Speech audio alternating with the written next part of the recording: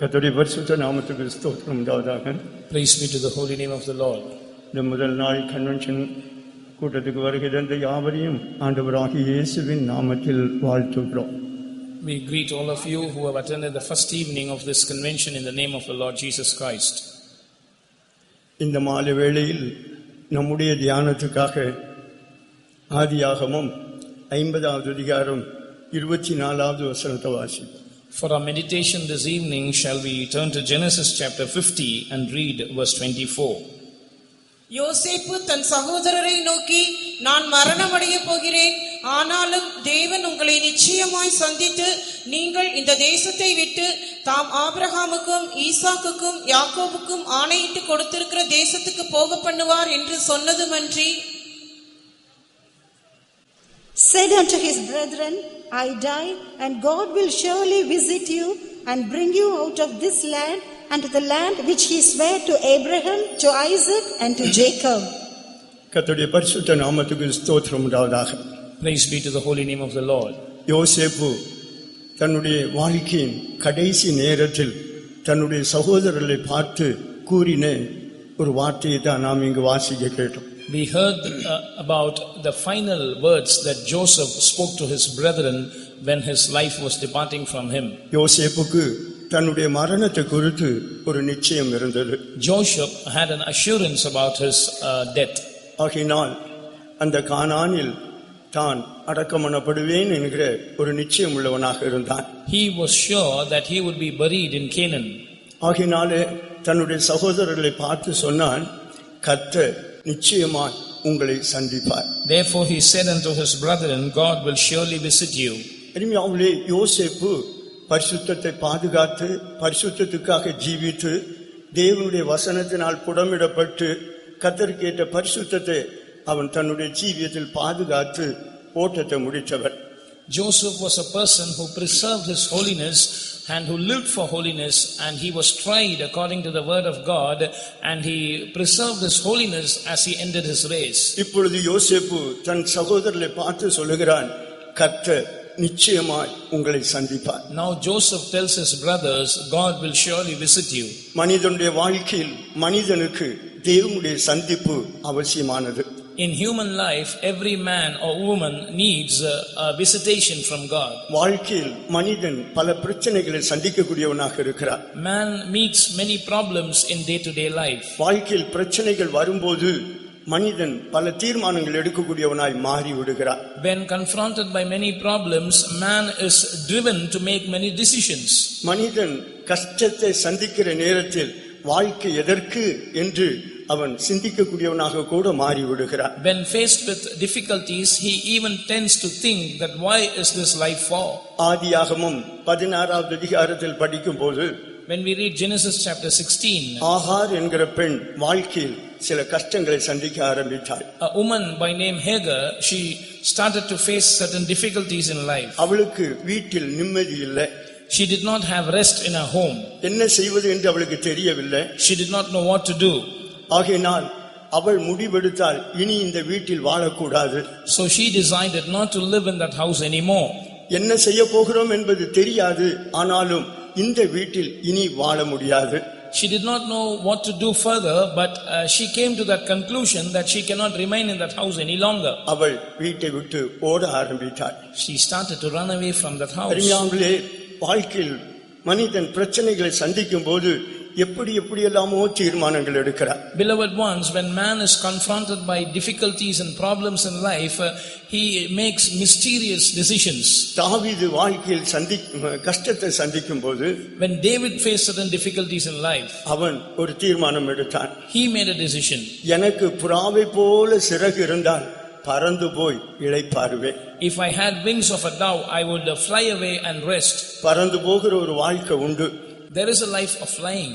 அதுதான் நித்திய இளைப்பாறுதல். And that is eternal rest. கஷ்டத்தை அனுபவிக்கும் போது சிறகு இருந்தால் பறந்து போகலாமே என்று அவன் சிந்திக்க ஆரம்பித்தான். But when he faced difficulties, he started thinking on these lines, if I had wings of a dove, I can go fly away and rest.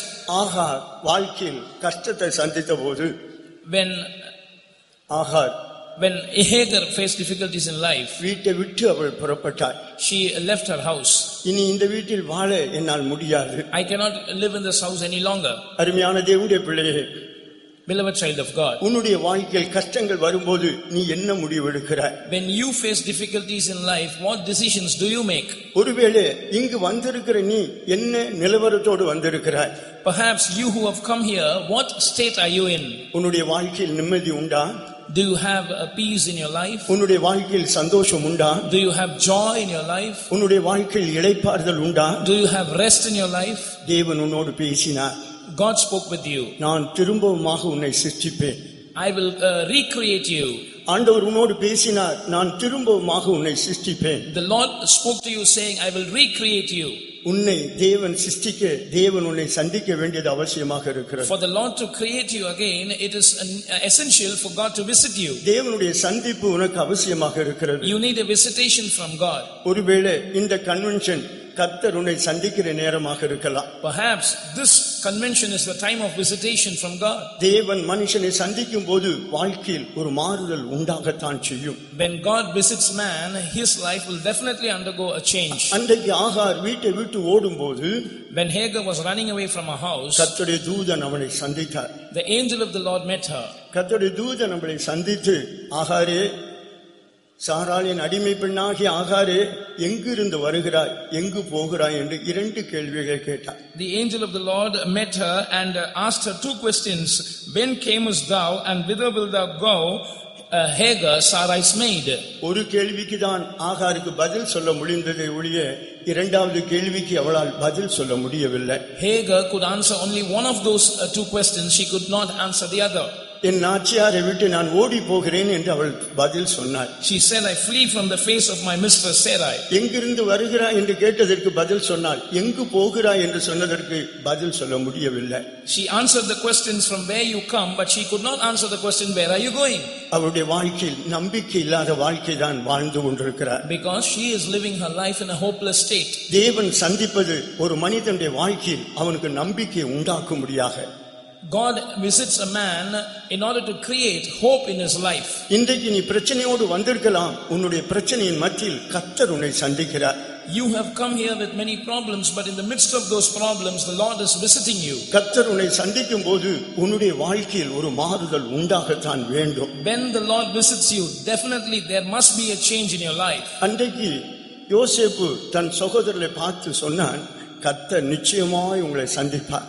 On that day, Joseph told his brethren, surely the Lord will visit you. சந்திப்பார் என்று சொன்னதோடு மட்டுமல்ல, Abraham, ஈசாக்கு, யாக்கோபு என்பவர்களுக்கு தேவன் வாக்குத்தத்தம் பண்ணின அந்த கானானுக்கு உங்களை வழி நடத்தி கொண்டு போவார். He did not stop with saying God will surely visit you. He went on to say he will take you to that land of Canaan which he swore unto your forefathers Abraham, Isaac and Jacob. அருமையான தேவனுடைய பிள்ளையே, கர்த்தர் உன்னை சந்திப்பாரேயானால் உன்னுடைய வாழ்க்கை ஒரு நம்பிக்கையுள்ள வாழ்க்கையாகத்தான் மாறும். Beloved child of God, if the Lord visits you, your life will become a life full of hope.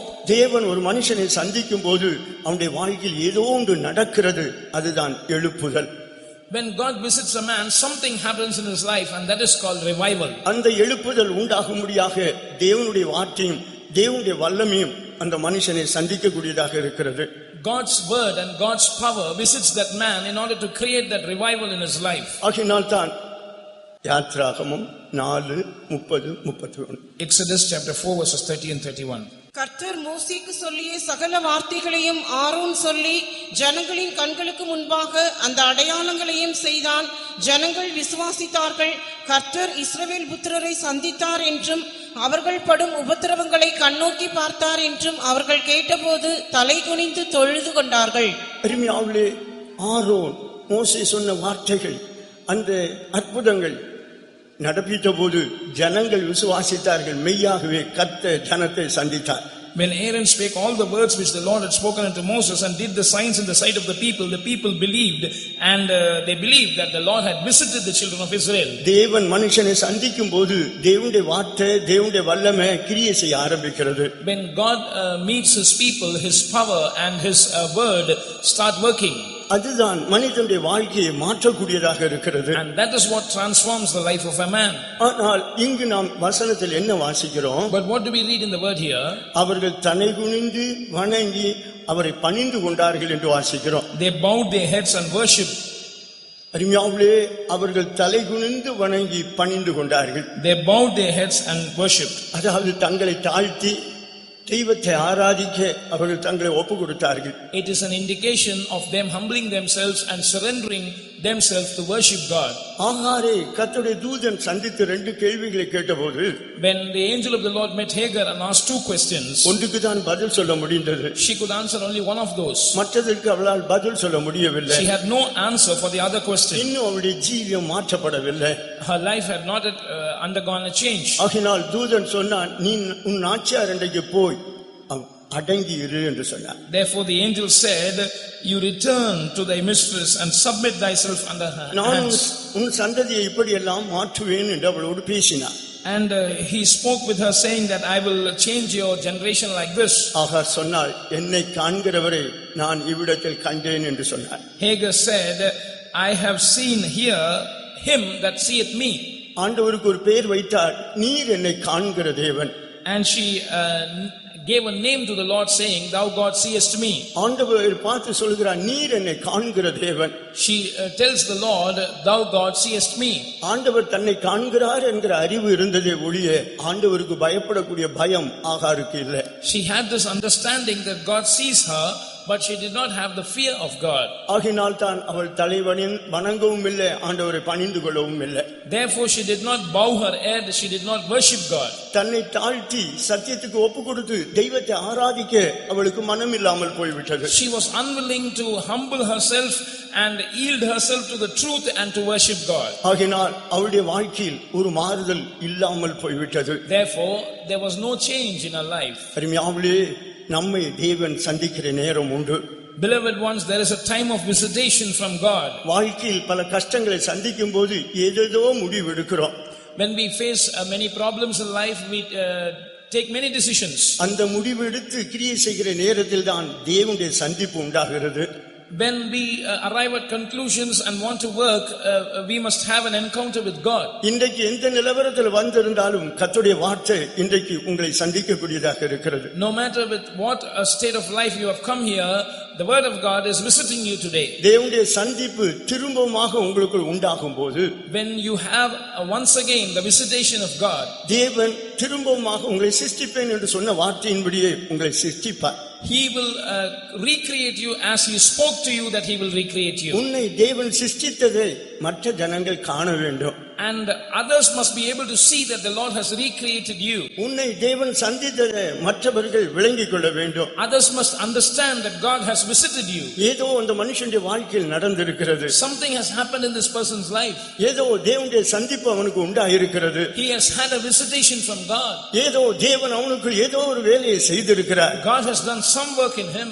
அந்த மனிதனுக்குள் இப்படிப்பட்ட மாறுதல் இருக்கிறதே என்று சொல்லத்தான் வேண்டும். Others must be able to spot certain changes in you and speak about that. நாம் ஆதியாகமம் 26வது அதிகாரத்துக்கு வரும்போது, when we come to Genesis chapter 26, இன்றைக்கு ஈசாக்கு ஒரு பிரச்சனையை சந்திக்கக்கூடியவனாக இருந்தார். there we find Isaac confronting a problem. ஒரு பஞ்சம் உண்டாயிற்று. There was a famine. ஆபிரகாமின் நாட்களில் உண்டான பஞ்சம் அல்லாமல் பின்னும் ஒரு பஞ்சம் உண்டாயிற்று. And apart from the famine that happened in the days of Abraham, now Isaac has a famine. அருமையானவர்களே, இந்த பஞ்ச நேரத்தில் ஈசாக்கு ஆபிரகாமை போல அவனும் தேசத்தை விட்டு புறப்பட ஆரம்பித்தான்.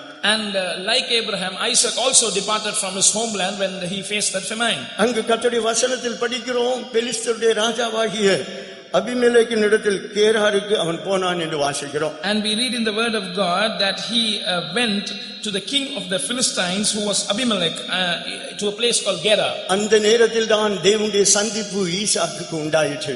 There the Lord had a visitation, Isaac had a visitation from the Lord. ஆண்டவர் ஈசாக்குக்கு தரிசனமாகி, the Lord appeared unto Isaac. அவனோடு பேசினார், நீ எகிப்துக்கு போகாமல் நான் உனக்கு சொல்லும் தேசத்தில் குடியிரு என்று சொன்னார். He said, go not down into Egypt, dwell in the land which I shall tell you. அருமையானவர்களே, ஈசாக்கு தேவனுடைய வார்த்தைக்கு கீழ்ப்படிந்தார். Isaac obeyed the word of the Lord, dearly beloved. அந்த தேசத்தில் தானே அவன் வாசம் பண்ணினான். He dwelt in that land itself. ஆண்டவர் சொன்னார், நான் உன்னோடு கூட இருப்பேன் என்று சொன்னார். The Lord said, I will be with you. உன்னை ஆசீர்வதிப்பேன் என்று சொன்னார். He said, I will bless you.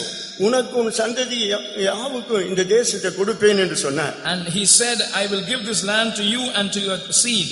ஆபிரகாமுக்கு வாக்குத்தத்தம் பண்ணினதை நான் நிறைவேற்றுவேன் என்று சொன்னார். He also told him that I would fulfill the promise that I made to Abraham. தேவனுடைய சந்திப்பு கிடைத்த போது ஈசாக்கு என்ன செய்தான்? When Isaac had an encounter with God, what did he do? அவன் கர்த்தருடைய வார்த்தைக்கு கீழ்ப்படிந்து அங்கேயே இருந்து விட்டான். He obeyed the word of the Lord and stayed there itself.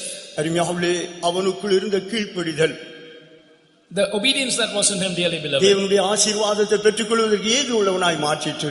it made him worthy to receive God's blessings. அவனுக்கு ஆண்டவர் வாக்கு பண்ணினார், நீ தேசத்திலேயே குடியிரு, நான் உன்னை ஆசீர்வதிப்பேன்.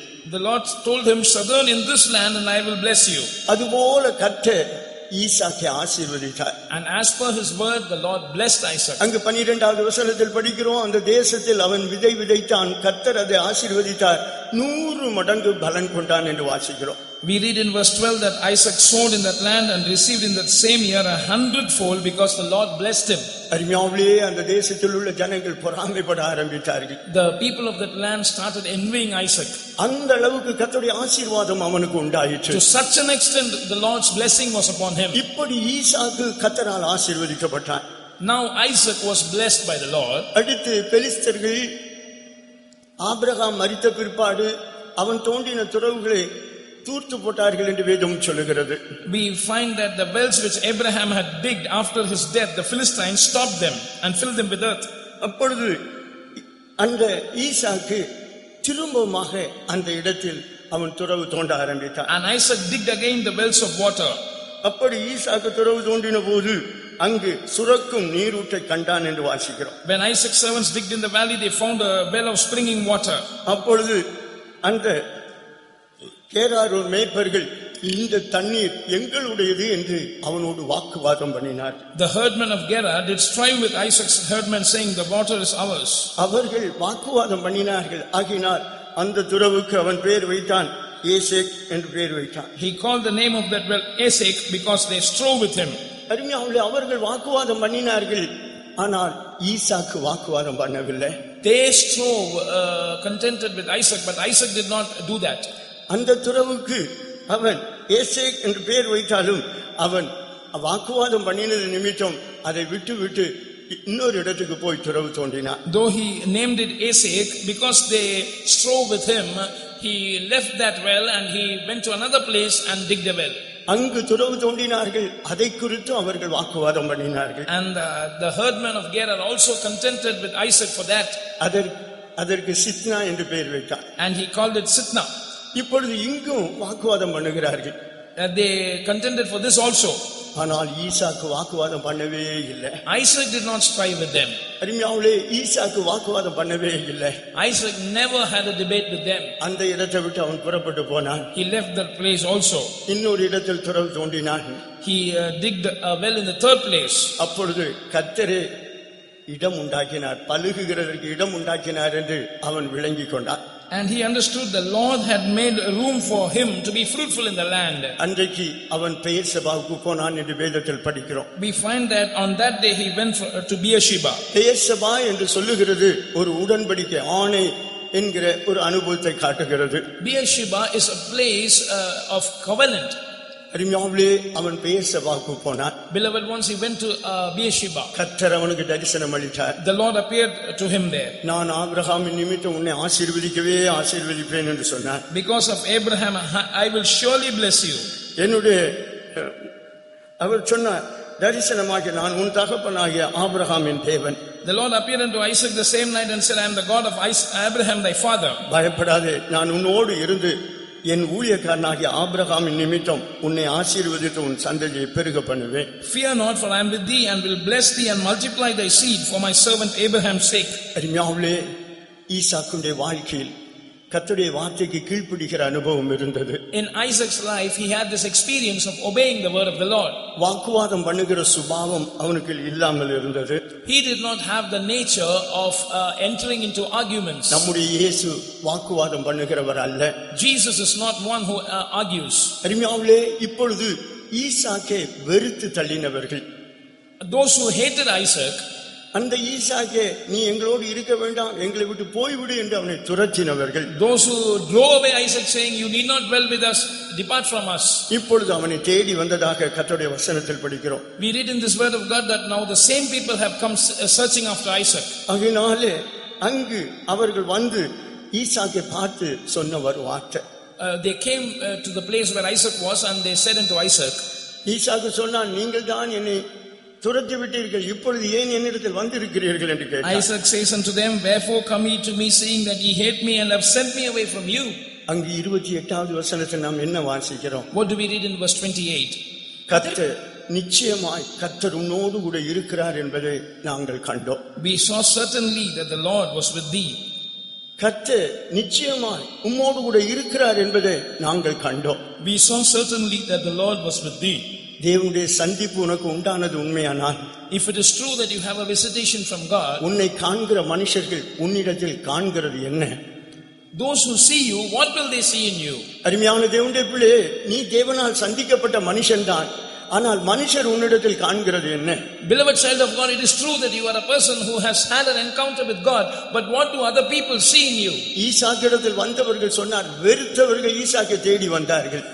Those who hated Isaac, they came in search of Isaac and they told him, அருமையானவர்களே, நிச்சயமாய் கர்த்தர் உம்மோடு கூட இருக்கிறார் என்பதை நாங்கள் கண்டோம். we saw certainly that the Lord was with thee. அருமையான தேவனுடைய பிள்ளையே, Beloved child of God, இன்றைக்கு எத்தனையோ குடும்பங்கள் பிரிந்து காணப்படுகிறது. today many families are divided. ஒருவரை ஒருவர் பகைத்து இன்றைக்கு பல வருடங்களாய் பகையோடு காணப்பட்டு கொண்டிருக்கிறார்கள்.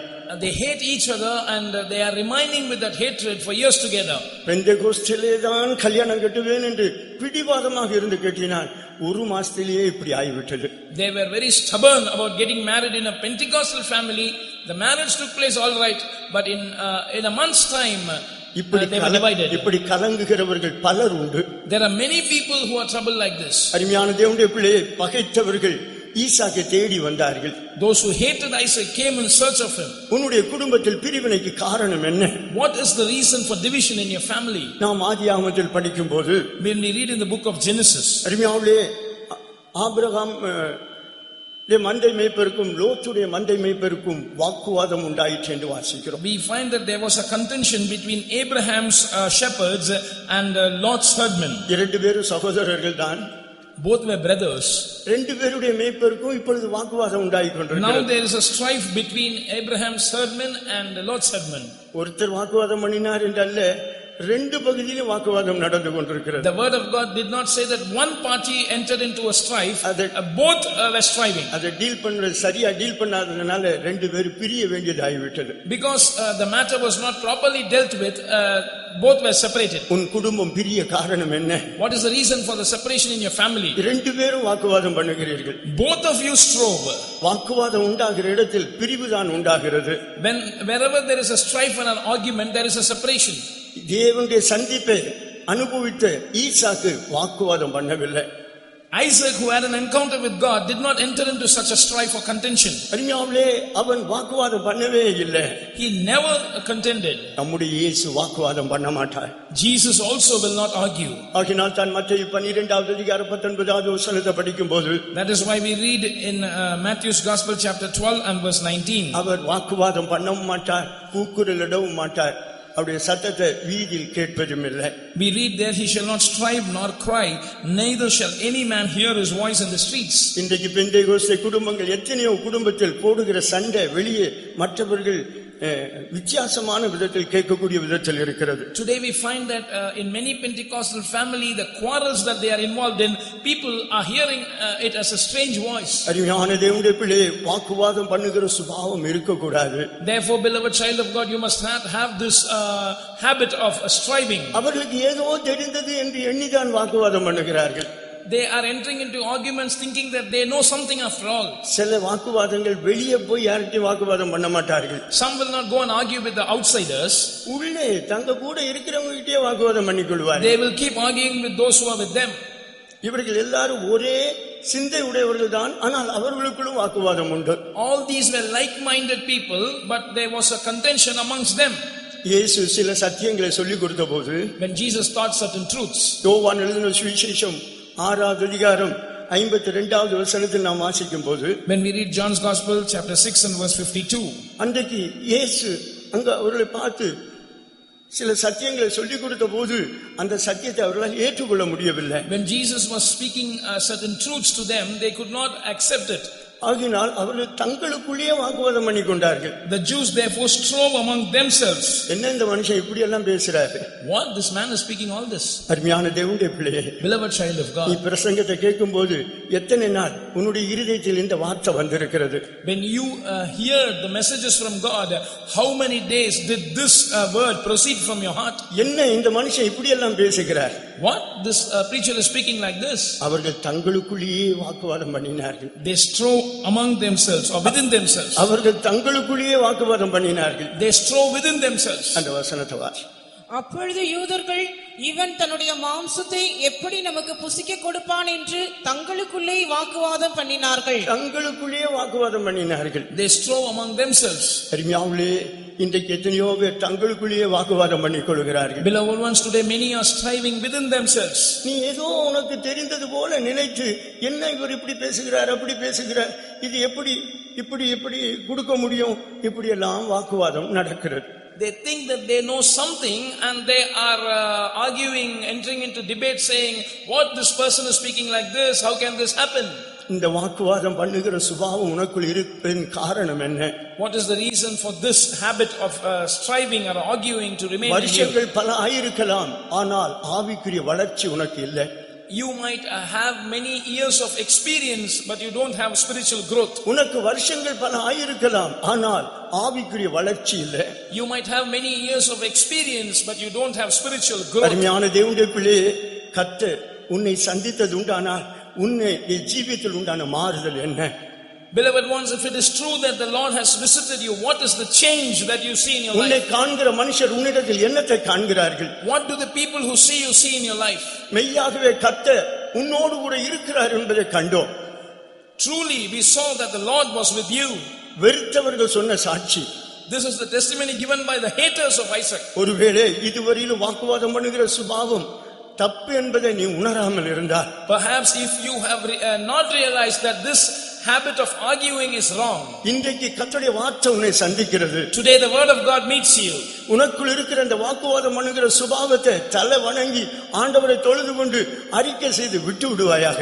Bow down, worship God, confess it, that the habit of arguing in me is wrong, and forsake it. ஆகாரை போல் கர்த்தருடைய சந்திப்பு வரும்போது தாழ்த்த முடியாமல் இருக்க வேண்டாம். Don't remain without humbling yourself when God visits you like Hagar did. ஆகார் தன்னை தாழ்த்தவில்லை, Hagar did not humble herself, ஆனால் அடங்கி இருந்தோன்னு போனாள். but she went in order to submit herself to her mistress. ஆனால் சுபாவத்தில் மாறுதல் இல்லை. But no change in her character. அவளும் அவள் பிள்ளையும் சேர்ந்து பரியாசம் பண்ணக்கூடியவர்களாக இருந்தார்கள். And she and her child together became mockers. இரக்கம் இல்லாத ஒரு சூழ்நிலை உண்டாகிவிட்டது. She came to a place where she could not find mercy. வீட்டை விட்டு துரத்தப்பட்டாள். She was chased away out of the house. ஆண்டவருடைய இரக்கம் எப்படி நமக்கு உண்டாகிறது என்பதை விளங்கிக் கொள்ள வேண்டும். You must understand how the mercy of God comes upon us. அந்த இரக்கத்தை நாம் எப்படி பயன்படுத்துகிறோம் என்பதை நாம் புரிந்து கொள்ள வேண்டும். We must also understand how are we making use of that mercy. அருமையானவர்களே, ஈசாக்குடைய வாழ்க்கையில் பெரிய மாறுதல் உண்டாயிற்று. Beloved ones, there was a great change in the life of Isaac. பார்க்கிற ஜனங்கள் கர்த்தர் அவனோடு கூட இருக்கிறார் என்பதை விளங்கிக் கொண்டார்கள். The people who saw him understood that the Lord was with him. உன்னோடு கூட கர்த்தர் இருக்கிறதை மற்றவர்கள் காண்கிறார்களா? Are others able to see that the Lord is with you? ஆண்டவருடைய வசனம் என்ன சொல்கிறது? What does the word of the Lord say? யோசேப்போடு கூட கர்த்தர் இருந்தார். The Lord was with Joseph. ஆதியாகமம் 39வது அதிகாரத்தில் நாம் படிக்கும்போது, When we read from Genesis chapter 39, அவனுடைய எஜமான் கர்த்தர் அவனோடு கூட இருக்கிறதை கண்டான். his master saw that the Lord is with Joseph. எப்படி அவன் கண்டான்? How did he see that? அவன் செய்கிறது எல்லாவற்றையும் கர்த்தர் வாய்க்க பண்ணினார். Because the Lord made everything that Joseph did to prosper. அருமையான தேவனுடைய பிள்ளையே, நீ செய்கிற எல்லாம் வாய்க்கிறதா? Beloved child of God, does everything that you do prosper? கர்த்தர் உன்னோடு கூட இருப்பாரேனால் நீ செய்கிறது எல்லாம் வாய்க்கும். If the Lord is with you, everything you do will prosper. யோசேப்புடைய எஜமான் கண்டான்.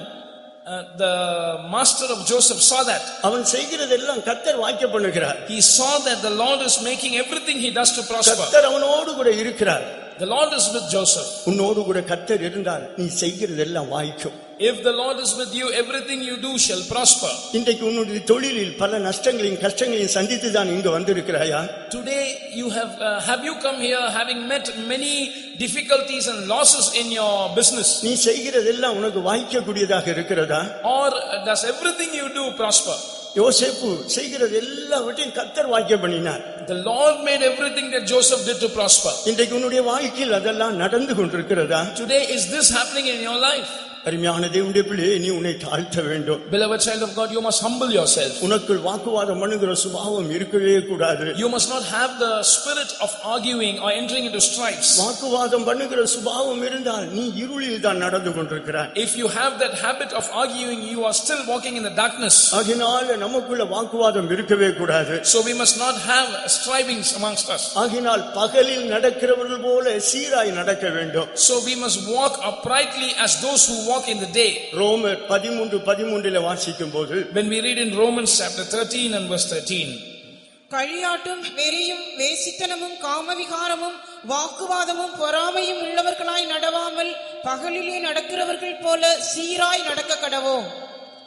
கர்த்தருடைய வசனம் சொல்லுகிறது, வாக்குவாதம் பண்ணுகிறவர்களாய் நடவாமல் பகலில் நடக்கிறவர்கள் போல சீராய் நடப்போம். The word of the Lord says, let us walk honestly or uprightly as in the day without striving. ஆகினாலே பகலில் நடக்கிறவர்கள் போல சீராய் நடந்தால் வாக்குவாதம் பண்ண மாட்டோம். So if we walk honestly as in the day, we will not strive. இன்றைக்கு நம்மில் அநேகர் பகலில் நடக்கிறவர்கள் போல நடக்கவில்லை. Today many of us are not walking as though in the day. இன்றைக்கு பலரும் இருளில் நடக்கிறவர்கள் போல தான் நடந்து கொண்டிருக்கிறார்கள். Many of us are walking as though we walk in the darkness. இருளில் நடக்கிறவனுக்கு நம்பிக்கை இல்லை.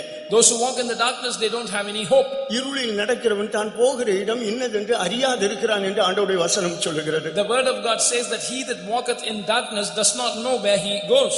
வாக்குவாதம் பண்ணுகிற சுபாவம் இருக்கிறவர்கள் பகலில் நடக்கிறவர்கள் போல நடப்பதில்லை, அவர்கள் இருளில் நடக்கிறார்கள். Those who have this habit of striving, they are not walking honestly as in the day, they are walking in the darkness. ஏன் அவர்களால் சீராய் நடக்க முடியவில்லை? Why are they not able to walk honestly or uprightly? அவர்களுக்கு சரியான ஆவிக்குரிய பலன் இல்லை. Because they don't have a proper spiritual strength. 1 கொரிந்தியர் 3வது அதிகாரம் முதல் 3 வசனங்களை படிக்கும்போது, when we read 1 Corinthians chapter 3 verse 1 to 3, அங்கு 3வது வசனத்தில் வாக்குவாதம் பேதகங்கள் உங்களுக்கு இருக்கிறது என்று அங்கு வாசிக்கிறோம். We read in verse 3 that there are strives and divisions and envying among you. ஆகினால் அருமையானவர்களே, அவர்களுக்குள் வாக்குவாதம் பண்ணுகிற சுபாவம் இருந்தது. Beloved ones, there was this habit of striving found in that church. காரணம், அவர்களுக்கு பலன் இல்லை. Because they did not have strength. கிறிஸ்துவுக்குள் குழந்தைகளாக காணப்பட்டார்கள். They were babes in Christ. இன்னும் பால் குடிக்கிறவர்களாக தான் இருக்கிறார்கள். They are still babes feeding on milk. அவர்களுக்கு போஜனத்தை கொடுக்க முடியவில்லை. He could not give meat to them. அது அவர்களுக்கு ஜீரணமாகிறதில்லை.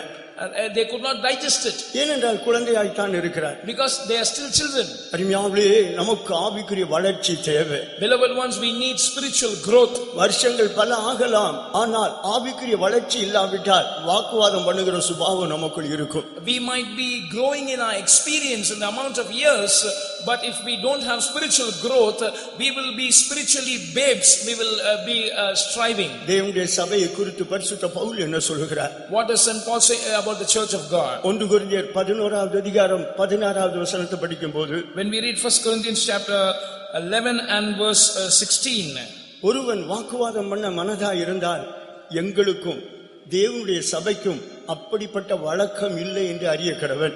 but if any man seem to be contentious, we have no such custom, neither the churches of God. நீ தேவனுடைய சபையாக இருப்பாயானால் வாக்குவாதம் பண்ணுகிற சுபாவம் உனக்குள் இருக்கவே கூடாது. If you are the church of God, you will not have this spirit of contention. ஆகினால் வாக்குவாதம் பண்ணுகிற சுபாவங்கள் நம்மை விட்டு அகற்றப்படத்தான் வேண்டும். So this character of contention and strife must be removed from us. நீ வாக்குவாதம் பண்ணும்போது கர்த்தர் உன்னை விட்டு விலகி நிற்கிறார். When you contend, the Lord is departing himself from you. ஆகினால் தான் இஸ்ரவேல் ஜனங்களிடத்தில் அன்றைக்கு மோசேயை பார்த்து சொல்லும்போது நான் உங்களோடு கூட வர மாட்டேன். That is why about the children of Israel the Lord spoke to Moses on that day, I will not come with you. அந்த நேரத்தில் நான் விலகி இருப்பேன் என்று சொல்கிறார். He said, I will depart myself. அன்றைக்கு இஸ்ரவேல் ஜனங்கள் தேவனுக்கு பலி செலுத்தின போது, on that day when the children of Israel offered sacrifices to Lord, அந்த பலியை தேவன் அங்கீகரிக்கவில்லை. the Lord did not accept it. ஆண்டவர் கேள்வி கேட்கிறார், நீங்கள் எனக்கா பலி செலுத்தினீர்கள்? The Lord is asking a question, did you offer your sacrifices to me? ஆண்டவர் விலகி போகும்போது அந்த பலி தேவனுக்கு செலுத்தின பலியாக அங்கீகரிக்கப்படவில்லை. When the Lord departs from us, the sacrifices that we offer are not accepted as those offered to God. நாம் அப்போஸ்தலர் நடபடிகள் 7வது அதிகாரம் 42வது வசனத்தை படிக்கும்போது அவ்விதமாக தான் வாசிக்கிறோம். When we read Acts chapter 7 and verse 42, we read about that. எனக்கா நீங்கள் அந்த பலியை காணிக்கையை செலுத்தினீர்கள் என்று ஆண்டவர் கேட்கிறார். The Lord questions them, did you offer sacrifices to me? தேவன் அவர்களை விட்டு விலகினார்.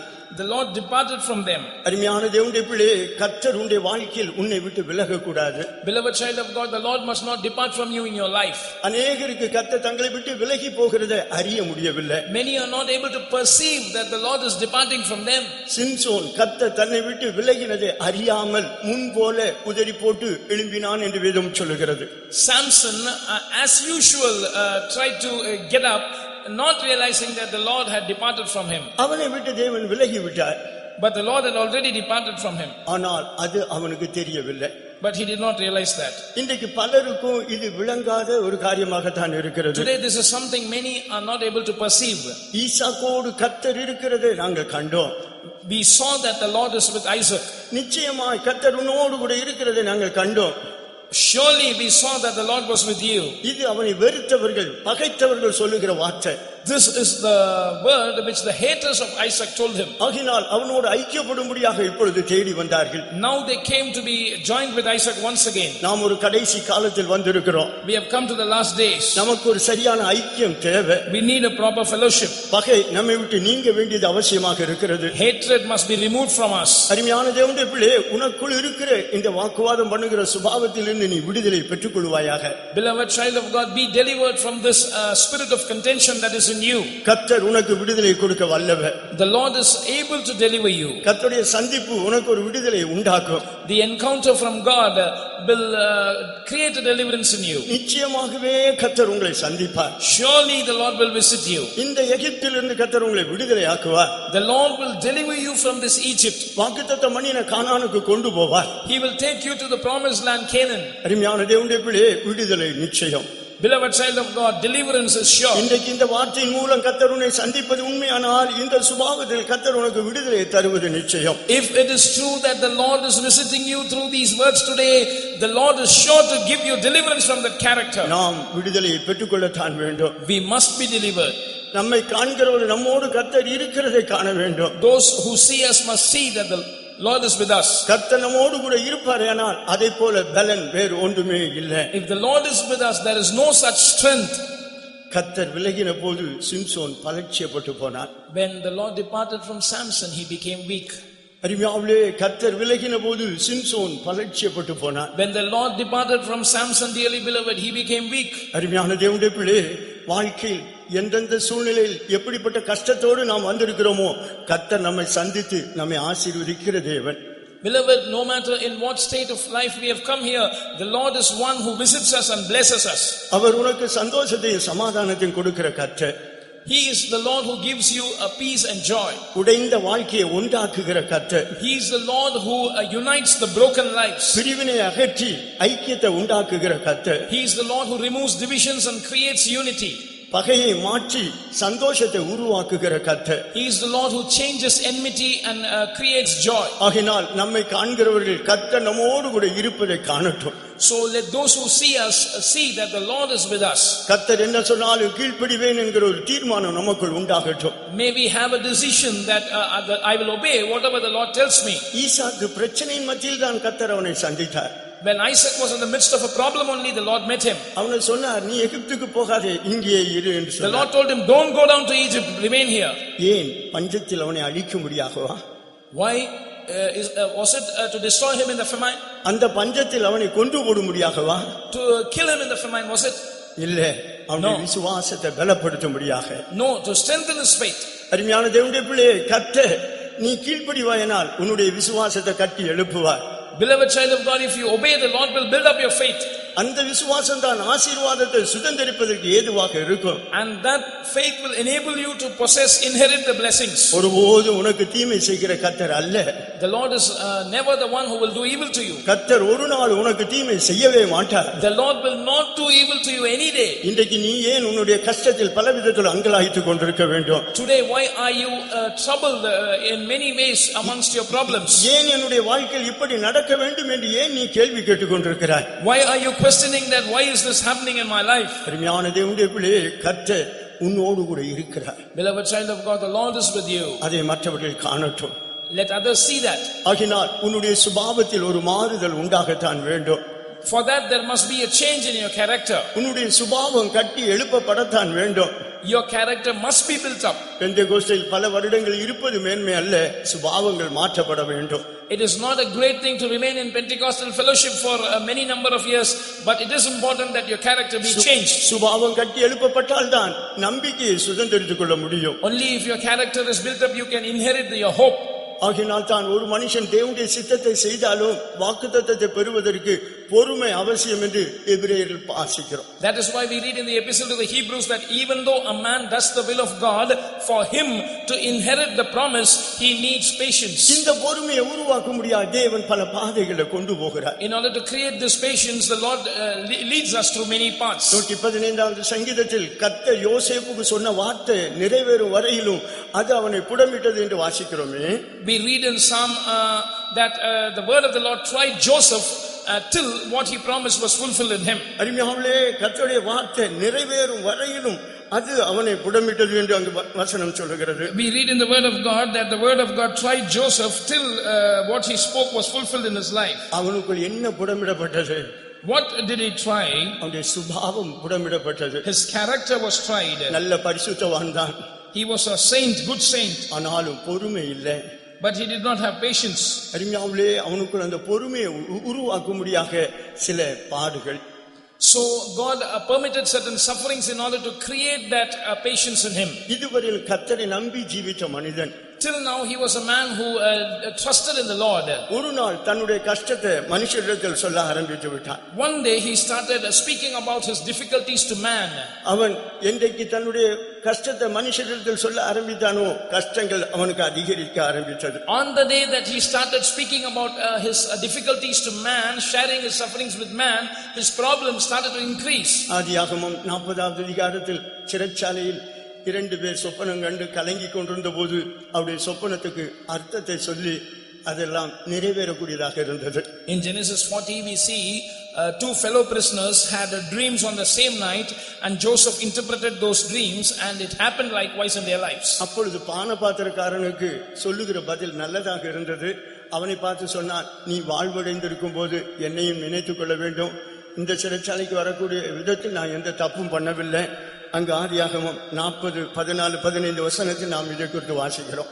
And when the butler's dream, the interpretation of it was good, he told him that when you are restored to your position, you must remember me and speak about my matter to Pharaoh, because I have not done anything wrong to come here. We read about that in Genesis chapter 40 and verse 14. என் காரியத்தை ராஜாவிடத்தில் சொல்லி என்னை இந்த இடத்திலிருந்து விடுதலையாக்க வேண்டும். You must make mention of me unto Pharaoh and bring me out of this prison. குமாரன் விடுதலையாக்கினால் மெய்யாகவே விடுதலை ஆவீர்கள். If the Son shall set you free, you shall be free indeed. மனுஷர்கள் உங்களை விடுதலையாக்க பிரயாசப்பட்டால் மனுஷரால் முடியாது. Even if men try to set you free, they cannot do that. ஆகினால் தான் யோவான் எழுதின சுவிசேஷத்தில் நாம் இப்படி வாசிக்கிறோம். That is why we read in John's Gospel, பரத்திலிருந்து கொடுக்கப்பட்டால் ஒழிய ஒருவனும் ஒன்றையும் பெற்றுக்கொள்ள மாட்டான். None can receive anything except it be given to him from heaven. அருமையாவே பரத்திலிருந்து கொடுக்கப்பட்டால் ஒழிய ஒருவனும் ஒன்றையும் பெற்றுக்கொள்ள மாட்டான். Except it be given from heaven, none can receive anything. யோவான் எழுதின சுவிசேஷம் 3ஆம் அதிகாரம் 27வது வசனத்தில் இப்படி வாசிக்கிறோம். We read that in John chapter 3 and verse 27. யோவான் பிரதியுத்தரமாக, பரலோகத்திலிருந்து ஒருவனுக்கு கொடுக்கப்பட்டால் ஒழிய அவன் ஒன்றையும் பெற்றுக்கொள்ள மாட்டான். பரலோகத்திலிருந்து கொடுக்கப்பட்டால் ஒழிய அவன் ஒன்றையும் பெற்றுக்கொள்ள மாட்டான். Except it be given to him from heaven, he cannot receive anything. எதுனாலும் நமக்கு மேல இருந்து தான் வரணும். Whatever it is, it has to come from above. அங்கிருந்து வரலன்னா நம்ம ஒண்ணுமே பெற்றுக்கொள்ள முடியாது. If it does not come from heaven above, you cannot receive anything. ஆகையால் நமக்கு வானம் திறக்கப்பட வேண்டும். So heavens must be open for us. நமக்கு வானம் திறக்கப்பட வேண்டும். Heavens must be open for us. பரலோகத்திலிருந்து நமக்கு கொடுக்கப்பட வேண்டும். Must be given from heaven. அது விடுதலையாக இருக்கட்டும். விடுதலையும் தேவன் கொடுத்தால் தான் விடுதலை. If it be deliverance, God has to deliver you, and only that will be true deliverance. யோசேப்பு விடுதலைக்காய் மனுஷனை சார்ந்து கொண்டார். But Joseph leaned upon man for his deliverance. இவ்வளவு காலம் ஆண்டவரே சார்ந்து வந்தவன் தான். All these years he was only dependent on God. அவனுக்கு பொறுமை இல்லை என்கிறது அந்த நிமிஷம் வெளிப்படுத்தினது. That 1 second revealed that he was not patient. அந்த கொஞ்ச நேரம் வாயை திறக்காமல் இருந்திருப்பானேயானால், If he had not opened his mouth for that little time, அன்றைக்கே விடுதலை கிடைச்சிருந்திருக்கும். he would have been delivered right on that day. இந்த பானபாத்திரக்காரன் ராஜாவிடத்தில் போய் சொல்லி இருப்பான். This butler would have gone and mentioned about Joseph to Pharaoh. சிறைச்சாலையில் ஒரு மனுஷன் இருக்கிறான், விசேஷமான மனுஷன். Oh, there is a very special person in the prison. அந்த மனுஷன் தேவனுடைய மனுஷன். He is a man of God. ஆண்டவர் அவனோடு கூட இருக்கிறார். The Lord is with him. எல்லா அந்தரங்கங்களையும் வெளிப்படுத்துகிறார். He is revealing all secrets. கரகலான காரியங்களை எல்லாம் அவன் வெளிப்படுத்துகிறார். He is making mention of dark things. அப்படி யோசேப்பை புகழ்ந்து சொல்லி இருப்பான். He would have reported about Joseph to Pharaoh. ஆனால் 2 வருடம் பானபாத்திரக்காரன் யோசேப்பை நினைக்கவே இல்லை. But the butler did not remember Joseph for 2 years. அவனுடைய சிந்தையில வரவே இல்லை. Joseph did not come to his mind at all. அருமையாவே இதுதான் அவனை புடமிட ஆரம்பித்தது. This was the thing that tried Joseph.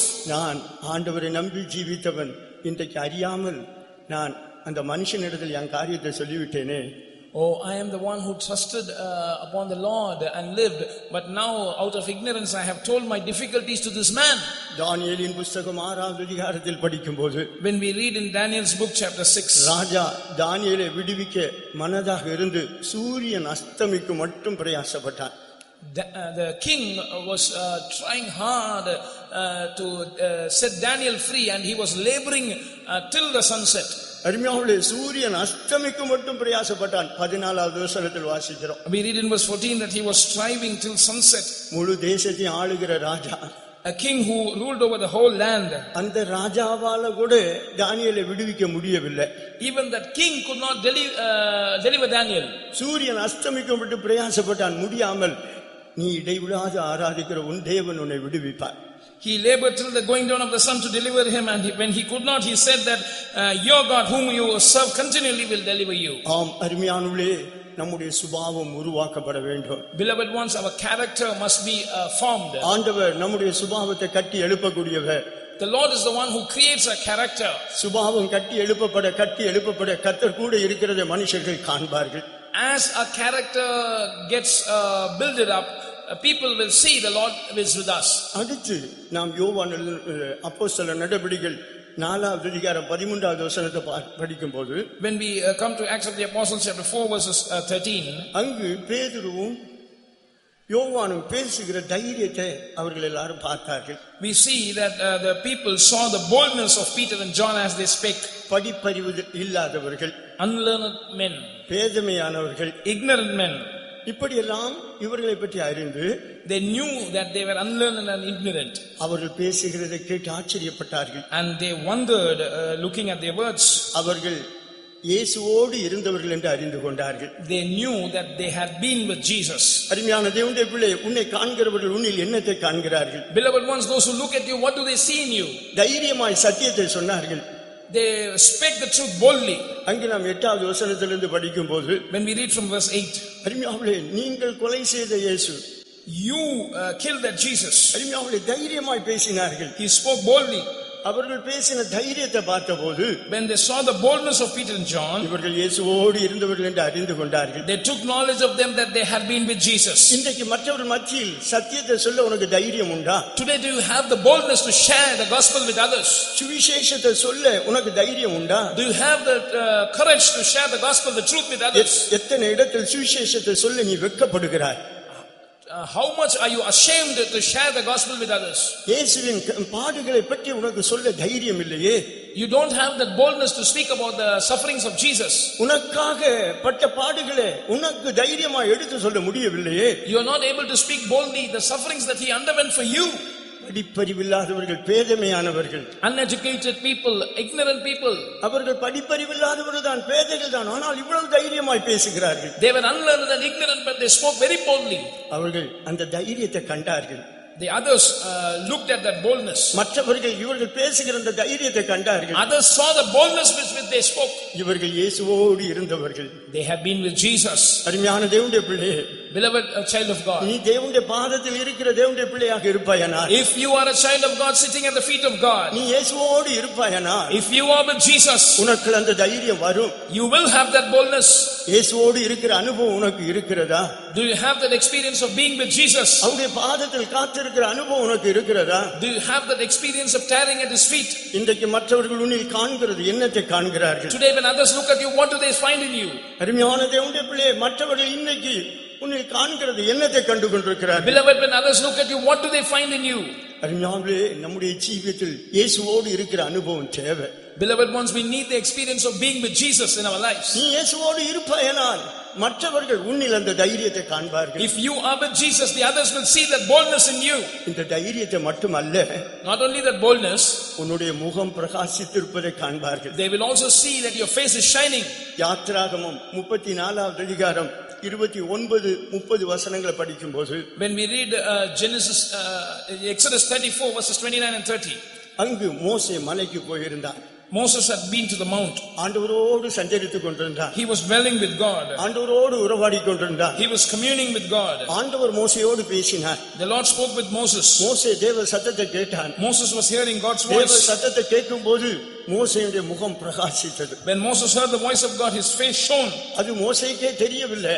Moses was not seen there. வசனத்தை வாசிக்கும்போது தெளிவாக வாசிக்கிறோம். The word of God clearly states that. 2 வசனம். மோசே சாட்சி பலகைகள் இரண்டையும் தன் கையில் எடுத்துக்கொண்டு சீனாய் மலையிலிருந்து இறங்குகிற போது தன்னோடே அவர் பேசினதினாலே தன் முகம் பிரகாசித்திருப்பதை அவன் அறியாதிருந்தான். ஆரோனும் இஸ்ரவேல் புத்திரர் எல்லாரும் மோசேயை பார்க்கும்போது அவன் முகம் பிரகாசித்திருப்பதை கண்டு அவன் சமீபத்தில் சேர பயந்தார்கள்.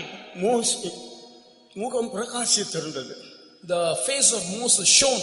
தேவ சமூகத்தில் இருக்கும்போது கர்த்தர் அவனோடு பேசினார்.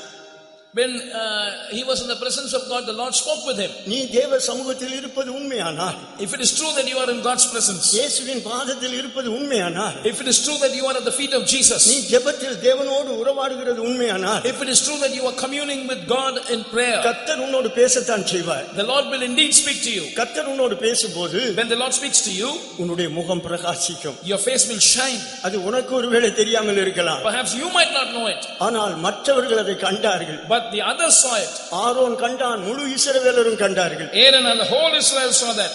அவர்கள் மோசேயின் முகம் பிரகாசித்திருப்பதை கண்டு கிட்ட வரவில்லை. and seeing the face of Moses shining, they did not come near to him. அருமையான தேவனுடைய பிள்ளையே, beloved child of God, உனக்கு தேவ சத்தம் கேட்கிற அனுபவம் இருக்கிறதா? do you have the experience of hearing God's voice? ஆண்டவரோடு நீ இருக்கிற அனுபவத்தை புதுப்பித்துக் கொள்ளத்தான் வேண்டும். You must renew the experience of being with God. திரும்பவுமாக உன்னை சிருஷ்டிப்பேன் என்று சொன்னாரு. He said, I will recreate you. உன்னை சந்திக்கிறார். He visits you. இந்த வார்த்தையின் மூலம் உன்னை சந்திக்கிறார். Through this word he is visiting you. திரும்பவுமாக உன்னுடைய ஜெப வாழ்வை சிருஷ்டிக்கும்படியாக அவர் வாஞ்சிக்கிறார். He wants to recreate your life of prayer. நீ ஆண்டவரோடு உறவாடுகிற மனுஷனாக இருக்கத்தான் வேண்டும். You must be a man communing with God. நல்ல ஜெபிக்கிற மனுஷனாக இருக்கத்தான் வேண்டும். You must be a good man of prayer. மற்றவர்கள் முகத்தை பார்க்கும்போது, when others see your face, என்னையா உனக்கு என்ன துக்கம் என்று உன்னை பார்த்து கேட்கவே கூடாது. they must not say, oh, what is the matter, why are you sad? ஏன் இப்படி துக்கமாக இருக்கிறீர்கள் என்று கேட்கவே கூடாது. why are you so sad? They should not ask at you. என்ன நடந்தது, ஒரு கலக்கத்தோடு நிற்கிறீர்கள் என்று கேட்க கூடாது. why are you troubled? What happened? அருமையான தேவனுடைய பிள்ளை, உன் முகம் பிரகாசித்திருக்க வேண்டும். Beloved child of God, your face must shine. எத்தனை பேருடைய முகம் பிரகாசித்திருக்கிறது? How many of your faces are shining? உன்னை காண்கிறவர்கள் என்ன இன்னைக்கு புதிய ஒரு ரொம்ப உற்சாகமாக இருக்கிறீங்களே, என்ன உங்களுக்கு என்ன நடந்தது என்று எத்தனை பேர் உன்னை பார்த்து கேட்கிறார்கள்? How many of you look at you and say, why are you so enthusiastic? What happened? நீ எந்த அளவுக்கு தேவ சமூகத்தை அனுபவித்துக் கொண்டிருக்கிறாய்? To what extent are you experiencing God's presence? எந்த அளவுக்கு உன்னுடைய ஜெப வாழ்க்கை கட்டி எழுப்பப்பட்டு கொண்டிருக்கிறது? To what extent is your prayer life being built up? நீ என்னை நோக்கி கூப்பிடுவாய், நான் உனக்கு மறு உத்தரவு கொடுப்பேன் என்று சொன்னாரு. You will call unto me and I will answer you, the Lord said. அவர் இன்றைக்கும் மறு உத்தரவு கொடுக்கிற தேவனாகத்தான் இருக்கிறார். Even today he is an answering God. அவர் இன்றைக்கும் உன்னோடு பேசுகிற தேவனாகத்தான் இருக்கிறார். Even today he is a God who speaks to you. நம்மில் எத்தனை பேர் தேவ சத்தம் கேட்டுக் கொண்டிருக்கிறோம்? How many of you are hearing the voice of God? உண்மையாகவே மோசேயோடு கர்த்தர் பேசினார். Beloved ones, the Lord spoke to Moses. அவனுடைய முகம் பிரகாசித்திருந்தது. His face shone. நீ தேவ சத்தம் கேட்பாயானால் உன்னுடைய முகம் பிரகாசிக்கத்தான் செய்யும். If you will hear the voice of God, your face will also shine. அருமையான தேவனுடைய பிள்ளையே, உன்னுடைய முகம் இருள் அடைந்திருக்க கூடாது. Your face must not be darkened. அழுகிறதினாலே என் முகம் அழுக்கடைந்தது. Because of tears, my face was dirty. அழுகிறதினாலே என் முகம் அழுக்கடைந்தது. Because of my tears, my face was dirty. உன்னுடைய கண்ணீரின் வாழ்க்கையை மாற்றும்படியாய் கர்த்தர் வாஞ்சிக்கிறார். The Lord wants to change your life of tears. நீ சரியான ஜெப வாழ்க்கையை கட்டி எழுப்புவாயானால் உன்னுடைய கண்ணீரின் வாழ்க்கை மாற்றப்படும். If you will really build up your prayer life, your life of tears will be changed. உன்னை பார்க்கிறவர்கள் உன் முகம் பிரகாசித்திருப்பதை காண்பார்கள். Those who see you will see that your face is enlightened. என்ன நடந்தது என்று கேட்பார்கள். They will ask, what happened? என்ன இன்னைக்கு இப்படி ஒரு புதிய உற்சாகம் என்று கேட்பார்கள். What is this new enthusiasm? அருமையான தேவனுடைய பிள்ளையே, Beloved child of God, கர்த்தருடைய சந்திப்பு உனக்கு உண்டானது உண்மையானால், if it is true that you have had an encounter with God, ஜீவிதத்தில் ஒரு மாறுதல் உண்டாகத்தான் வேண்டும். there will be a change in your life. உன்னை காண்கிற மனுஷர்கள் உன்னில் விசேஷமான காரியங்களை காணத்தான் வேண்டும். People who look at you must see special things in you. அதற்காகத்தான் கர்த்தருடைய சந்திப்பு. That is the sign of the visitation of God. ஆகையால் கர்த்தருடைய சந்திப்பு உண்டாகும் போது, So when a visitation from God occurs, நாம் நம்மை தாழ்த்தி ஒப்புக்கொடுக்கத்தான் வேண்டும். we must humble and yield ourselves. ஆகாரை போல் தாழ்மை இல்லாதவர்களாய் ஒப்புக்கொடுக்க முடியாதவர்களாய் நாம் காணப்படக்கூடாது. Like Hagar, we should not lack the humility to surrender ourselves. நம்மை காண்கிறவர்கள் நம்மில் என்னத்தை காண்கிறார்கள்? Those who look at us, what do they see in us? 2 ராஜாக்கள் 4வது அதிகாரம் 9வது வசனத்தை படிக்கும்போது, 2 Kings chapter 4 verse 9. நம்மிடத்தில் எப்பொழுது அப்படியே நாகமான் 2 ராஜாக்கள் 4:9. 2 Kings 4 அவள் 9. தன் புருஷனை நோக்கி, இதோ நம்மிடத்தில் எப்போதும் வந்து போகிற தேவனுடைய மனுஷனாகிய இவர் பரிசுத்தவான் என்று காண்கிறேன். நம்மிடத்தில் எப்பொழுதும் வந்து போகிற தேவனுடைய மனுஷனாகிய இவர் பரிசுத்தவான் என்று காண்கிறேன். Behold, now I perceive that this is an holy man of God which passeth by us continually. அருமையான தேவனுடைய பிள்ளையே, Beloved child of நீ God, எத்தனை வீடுகளுக்கு போகிறாய்? you go to many houses, isn't it? என்னென்னலாம் பேசிக்கொண்டு You வருகிறாய்? speak many things, isn't it? அவர்கள் உன்னை குறித்து என்ன சொல்லுகிறார்கள்? What do they tell about you? நம்மிடத்தில் எப்பொழுது வந்து போகிற தேவனுடைய மனுஷனாகிய இவர் பரிசுத்தவான் என்று காண்கிறேன். I perceive that this is an holy man of God which passeth by us continually. உன்னுடைய வார்த்தை உன்னை பரிசுத்தவான் என்று விளங்க பண்ணுகிறதா? Do your words reveal that you are a holy man of God? உன்னுடைய நடக்கைகள் உன்னை பரிசுத்தவான் என்று விளங்க பண்ணுகிறதா? Does your conduct reveal that you are a holy man of God? உன்னுடைய கிரியைகள் எல்லாம் உன்னை பரிசுத்தவான் என்று விளங்க பண்ணுகிறதா? Do your works manifest that you are a holy man of God? உன்னை காண்கிறவர்கள் உன்னில் என்னத்தை காண்கிறார்கள்? Those who look at you, what do they find in you? நீ போகிற வீட்டில் என்னத்தை பேசுகிறாய்? The houses that you go, what do you speak? நீ போகிற வீடுகளில் என்ன கிரியைகள் நடக்கிறது? To the houses that you visit, what works are revealed? நீ போன பிற்பாடு அவர்கள் வீட்டில் உன்னை குறித்து என்ன பேசிக் கொள்கிறார்கள்? After you leave that house, what do they speak about you? அருமையான தேவனுடைய பிள்ளையே, Beloved child of God, உன்னை அவர்கள் பரிசுத்தவானாக காண வேண்டும். they must see you as a holy man of God. உன்னுடைய வார்த்தை எப்படி இருக்கிறது? How is your word? உன்னுடைய கிரியைகள் எப்படி இருக்கிறது? How are your deeds? உன்னுடைய நடக்கைகள் எப்படி இருக்கிறது? How is your conduct? ஒரு பரிசுத்தவானாக நீ உன்னை விளங்க பண்ண வேண்டும். You must manifest yourself as a holy man of God. ஆகினால் உன்னை காண்கிறவர்கள் உன்னை பரிசுத்தவானாக காண வேண்டும். Those who see you must see you as a holy man of God. அவனை பரிசுத்தவானாகத்தான் பார்த்தாள். she saw him as a holy man of God. ஆகினால் புருஷனிடத்தில் சொன்னார், அவர் ஒரு பரிசுத்தவான் என்று காண்கிறேன். She testified to her husband, I see that this is a holy man of God. அருமையான தேவனுடைய பிள்ளையே, நம்முடைய ஜீவியத்தில் இப்படி ஒரு சாட்சி வேண்டும். Beloved child of God, we need such a testimony in our lives. அடுத்து 1 சாமுவேல் 16வது அதிகாரம் 18வது வசனத்தை படிக்கும்போது, When we read 1 Samuel chapter 16 verse 18, அப்பொழுது அந்த வேலைக்காரரில் ஒருவன் பிரதியுத்தரமாக, இதோ பெத்லகேமியனாகிய ஈசாயின் குமாரன் ஒருவனை கண்டிருக்கிறேன். அவன் வாசிப்பதில் தேறினவன், அவன் பராக்கிரமசாலி, யுத்த வீரன், காரிய சமர்த்தன், சௌந்தரியமுள்ளவன், கர்த்தர் அவனோட கூட இருக்கிறார் என்றான். அருமையாவிலே கர்த்தர் தாவீதோடு கூட இருந்தார். Beloved ones, the Lord was with David. அங்கு ஒரு மனுஷன் தாவீதை குறித்து இப்படி சொல்லுகிறார். One of the persons speak about David like this. பெத்லகேமியனாகிய ஈசாயின் குமாரரில் ஒருவனை நான் கண்டிருக்கிறேன். Behold, I have seen a son of Jesse the Bethlehemite. அங்கு ஈசாயின் குமாரரில் ஒருவனை நான் கண்டிருக்கிறேன். I have seen a son of Jesse the Bethlehemite. ஈசாய்க்கு எத்தனையோ குமாரர்கள் இருந்தார், அதில் ஒருவனை நான் கண்டிருக்கிறேன். Jesse had many sons, but he says, I have seen a son. அவன் வாசிக்கிறதில் தேறினவன். He is cunning in playing. அவன் பராக்கிரமசாலி. A mighty valiant man. அவன் யுத்த வீரன். A man of war. அவன் காரிய சமர்த்தன். Prudent in matters. அவன் தைரியம் உள்ளவன். He is a bold man. கர்த்தர் அவனோடு கூட இருக்கிறார். The Lord is with him. கர்த்தர் உன்னோடு கூட இருந்தால் நீ வாசிக்கிறதில் தேறினவனாக இருப்பாய். If the Lord is with you, you will be cunning in playing. அருமையான தேவனுடைய பிள்ளையே, கர்த்தர் உன்னோடு கூட இருந்தால் நீ வாசிக்கிறதில் தேறினவனாக இருப்பாய். If the Lord is with you, you will be cunning in playing. கர்த்தர் உன்னோடு கூட இருப்பாரேயானால் நீ பராக்கிரமசாலியாக இருப்பாய். If the Lord is with you, you will be a mighty valiant man. அதனால் தான் கிதியோனோடு கர்த்தர் சொல்லும்போது, That is why the Lord tells Gideon, தேவதூதன் வந்து சொல்லும்போது, பராக்கிரமசாலியே கர்த்தர் உன்னோடு கூட இருக்கிறார். the Lord is with you, O mighty man of valor, says the angel of God. கர்த்தர் கூட இருந்தால் அவன் பராக்கிரமசாலி. If the Lord is with a person, he is a mighty man. காரணம் கர்த்தரே பயங்கர பராக்கிரமசாலியாக இருக்கிறார். Because the Lord himself is a mighty man of valor. எரேமியா ஒரு முறை சொல்லும்போது, When Jeremiah says this once, எரேமியா 20வது அதிகாரத்தில் இப்படி சொல்லுகிறார். in Jeremiah chapter 50 he says, கர்த்தரோ பயங்கர பராக்கிரமசாலியாக என்னோடு கூட இருக்கிறார். but the Lord is with me as a mighty man of valor. கர்த்தரோ பயங்கரமான பராக்கிரமசாலியா என்னோடு இருக்கிறார். அருமையாவிலே கர்த்தர் பயங்கர பராக்கிரமசாலியாக என்னோடு இருக்கிறார். The Lord is with me as a mighty man of valor. எப்பொழுது இந்த வார்த்தை அவன் சொல்லுகிறார்? When does he say this? எப்பொழுது கர்த்தர் அவனோடு பராக்கிரமசாலியாக இருந்தார்? When was the Lord with him as a mighty man of valor? பஸ்கூர் என்கிற ஒரு மனுஷன் அவனை அடித்து விட்டான். A man by name Vasco smote him. அடித்து அவனை இழுத்து கொண்டு போய் சிறைச்சாலையில் போட்டு விட்டான். He dragged him and threw him into the prison.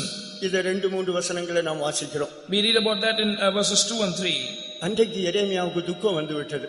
On that day Jeremiah was grieved. இனி நான் கர்த்தருடைய வார்த்தையை பேச மாட்டேன் என்று சொல்லிவிட்டான். He said, I will no more speak the word of God. ஆண்டவருடைய வார்த்தை அவனுடைய எலும்புகளுக்குள் அடைபட்டு அக்கினியை போல எரிய ஆரம்பித்தது. But the words of God were locked in his bone and it started burning. இப்பொழுது எரேமியா என்ன சொல்லுகிறான்? Now what does Jeremiah say? நான் இணங்கினேன். I submitted myself, yielded myself. கர்த்தர் என்னை இணங்க பண்ணினார். The Lord caused me to yield. கர்த்தர் என்னை இணங்க பண்ணினார். The Lord caused me to yield. நான் இணங்கினேன். And I yielded. அந்த ஒரு வசனம். கர்த்தாவே என்னை இணங்க பண்ணினீர், நான் இணங்கினேன். நீர் என்னிலும் பலத்தவராயிருந்து என்னை மேற்கொண்டீர். நாள்தோறும் நகைப்புக்கு இடமானேன். எல்லாரும் என்னை பரிகாசம் பண்ணுகிறார்கள். அருமையாவிலே கர்த்தர் என்னை இணங்க பண்ணினார், நான் இணங்கினேன். The Lord caused me to yield and I yielded. இணங்குதல் எல்லா குற்றங்களையும் அது மூடிவிடும். When we yield, it will result in all the sins being covered. கர்த்தர் இப்பொழுது எரேமியாவை இணங்க பண்ணினார். The Lord made Jeremiah to yield. அவன் 2 பேரிடத்தில் இணங்கினான். He yielded himself to 2 people. அடிக்க ஒப்பு கொடுத்த ஆண்டவரிடத்தில் இணங்கினான். And he yielded himself to the Lord, surrendering himself to be beaten. தன்னை அடித்த மனுஷனிடத்தில் இணங்கினான். And he also yielded himself before the men who smote him. துக்கம் வந்தபோது சில முடிவுகள் எடுத்தான். When he was grieved, he took certain decisions. ஆனால் இப்பொழுது ஆண்டவர் இடப்பட்ட போது இணங்கினான். But when the Lord dealt with him, he yielded. அருமையான தேவனுடைய பிள்ளையே, Beloved child of God, உன்னுடைய வாழ்க்கையில் இணங்கி போகிற அனுபவம் இருக்கிறதா? do you have this nature of yielding? எரேமியாவை கர்த்தர் இணங்க பண்ணினார். The Lord caused Jeremiah to yield. அப்படி இணங்கி போனபடினால் when he submitted to yield, கர்த்தர் பயங்கர பராக்கிரமசாலியாக அவனோடு கூட இருந்தார். the Lord was with him as a mighty man of valor. அருமையான தேவனுடைய பிள்ளை, உன்னுடைய வாழ்க்கையில் எத்தனையோ பேரோடு இணங்க முடியாமல் நீ இருதயத்தில் பிரிந்தவனாக இருக்கிறாய். Beloved child of God, you are divided in your heart because you are not able to go together with many people. You are not able to yield, submit to them. இன்றைக்கு தேவ சமூகத்தில் இணங்கி போக முடியாது நீ தீர்மானிப்பாயானால், if you decide to yield yourself and to go in unison with them, எரேமியாவோடு கர்த்தர் பராக்கிரமசாலியாக இருந்தது போல கர்த்தர் உன்னோடும் பராக்கிரமசாலியாக இருப்பார். like the Lord was with Jeremiah as a mighty man of valor, he will be with you as well. கர்த்தர் உன்னோடு பராக்கிரமசாலியாக இருக்கும்போது நீ பராக்கிரமசாலி. when the Lord is with you as a mighty man of valor, you are a mighty man. ஆகையினாலே அங்கு தாவீது அவன் பராக்கிரமசாலி. on that day David was a mighty man of valor. அவன் வாசிக்கிறதில் தேறினவன். he was cunning in playing. அவன் ஒரு யுத்த வீரன். he was a man of war. நல்ல யுத்தம் பண்ணக்கூடியவனாக இருப்பான். he was able to fight well. நம்முடைய யுத்தம் எங்கே? where is our battle? நம்முடைய யுத்தம் மாம்சத்தோடு இரத்தத்தோடு அல்ல. our battle is not with flesh and blood. நாம் தேவ சமூகத்தில் ஜெபத்தில் யுத்தம் பண்ணக்கூடியவர்களாக இருக்க வேண்டும். we must be those fighting our battles in the presence of God in prayer. அந்தகாரத்தின் வல்லமைகளை எதிர்த்து தேவ சமூகத்தில் ஜெபத்தில் போராடுகிறவர்களாக இருக்க வேண்டும். we must be able to strive against the forces of darkness in prayer in the presence of God. வாழ்க்கையில் சில காரியங்கள் யுத்தத்தை அறியவும் யுத்தத்தை பழகவும் என்று வேதம் சொல்லுகிறது. வாழ்க்கையில் சில காரியங்கள் யுத்தத்தை அறியவும் யுத்தத்தை பழகவும் என்று சொல்லப்பட்டிருக்கிறது. there are certain incidents permitted in life for us to know the war and to get acquainted to war.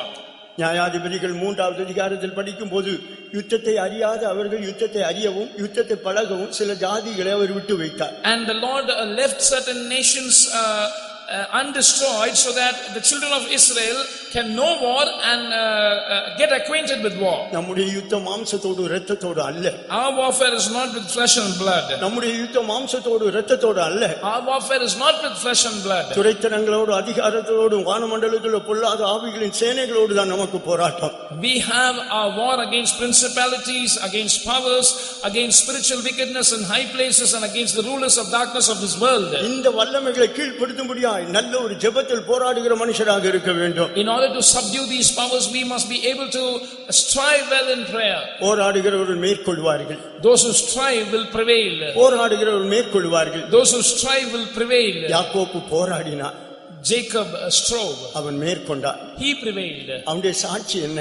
what was his testimony? கர்த்தரை முகாமுகமாய் கண்டேன், உயிர் தப்பி பிழைத்தேன். I saw the Lord face to face and I survived. உனக்கு நல்ல ஒரு யுத்தம் பண்ணுகிற அனுபவம் இருக்குமேயானால், if you have this habit of fighting well, இந்த வல்லமைகளை எதிர்த்து தேவ சமூகத்தில் நீ போராடுவாயானால், if you resist these powers and strive in the presence of God, ஒரு நாள் வரும் நீ ஆண்டவரை முகாமுகமாய் தரிசிப்பாய். a day will come when you will see God face to face. ஒரு நாள் வரும் நீ ஆண்டவரை முகாமுகமாய் தரிசிப்பாய். a day will come where you will see Lord face to face. அருமையான தேவனுடைய பிள்ளையே, நீ யுத்த வீரனாக இருக்க வேண்டும். beloved child of God, you must be a man of war. அவன் யுத்த வீரன். he was a man of war. கர்த்தர் அவனோடு கூட இருந்தார். the Lord was with him. கர்த்தர் உன்னோடு கூட இருப்பார். the Lord will be with you. நீ நல்ல ஒரு யுத்த வீரனாக இருப்பாயானால் கர்த்தர் உன்னோடு நிச்சயமாய் இருப்பார். if you will be a good man of war, the Lord will surely be with you. அவன் காரிய சமர்த்தன். he was a man who was shrewd in matters. அருமையாவுடைய காரிய சமர்த்தன். he was shrewd in matters. எந்த காரியத்தையும் சாமர்த்தியமாய் செய்யக்கூடியவன். he will do everything in a very prudent and shrewd way. கர்த்தர் உன்னோடு கூட இருப்பாரேனால் நீ எல்லா காரியங்களையும் சாமர்த்தியமாய் செய்யக்கூடிய மனுஷனாக தான் இருப்பார். if the Lord is with you, you will be prudent in matters. அவன் சௌந்தரியம் உள்ளவன். he was a comely man. அருமையாவிலே அவன் சௌந்தரியம் உள்ளவன். he was a comely man. நல்ல ஒரு அழகு உள்ளவன். he was having a good beauty. ஆகினாலே அருமையாவிலே அழகு வேதத்தில் பல விதங்களில் உண்டாகிறது என்று சொல்லப்பட்டிருக்கிறது. the word of God tells that beauty is formed in many ways. இந்த அழகு இருந்தால் கர்த்தர் கூட இருக்கத்தான் செய்வார். if this beauty is in you, the Lord will be with you. பரிசுத்தம் ஒரு அழகு. Holiness is a beauty. பிரதிஷ்டை ஒரு அழகு. Consecration is a beauty. சிம்சோனோடு கர்த்தர் இருக்க காரணம் அந்த பிரதிஷ்டை நிமித்தம் தான் இருந்தார். The Lord was with Samson because of his consecration. ஆகினால் அருமையான தேவனுடைய பிள்ளையே, நீ தேவனோடு பிரதிஷ்டை பண்ணி உடன்படிக்கை பண்ணி இணைந்து ஜீவிக்கும்படியாய் தெரிந்து கொள்ளப்பட்டவன்.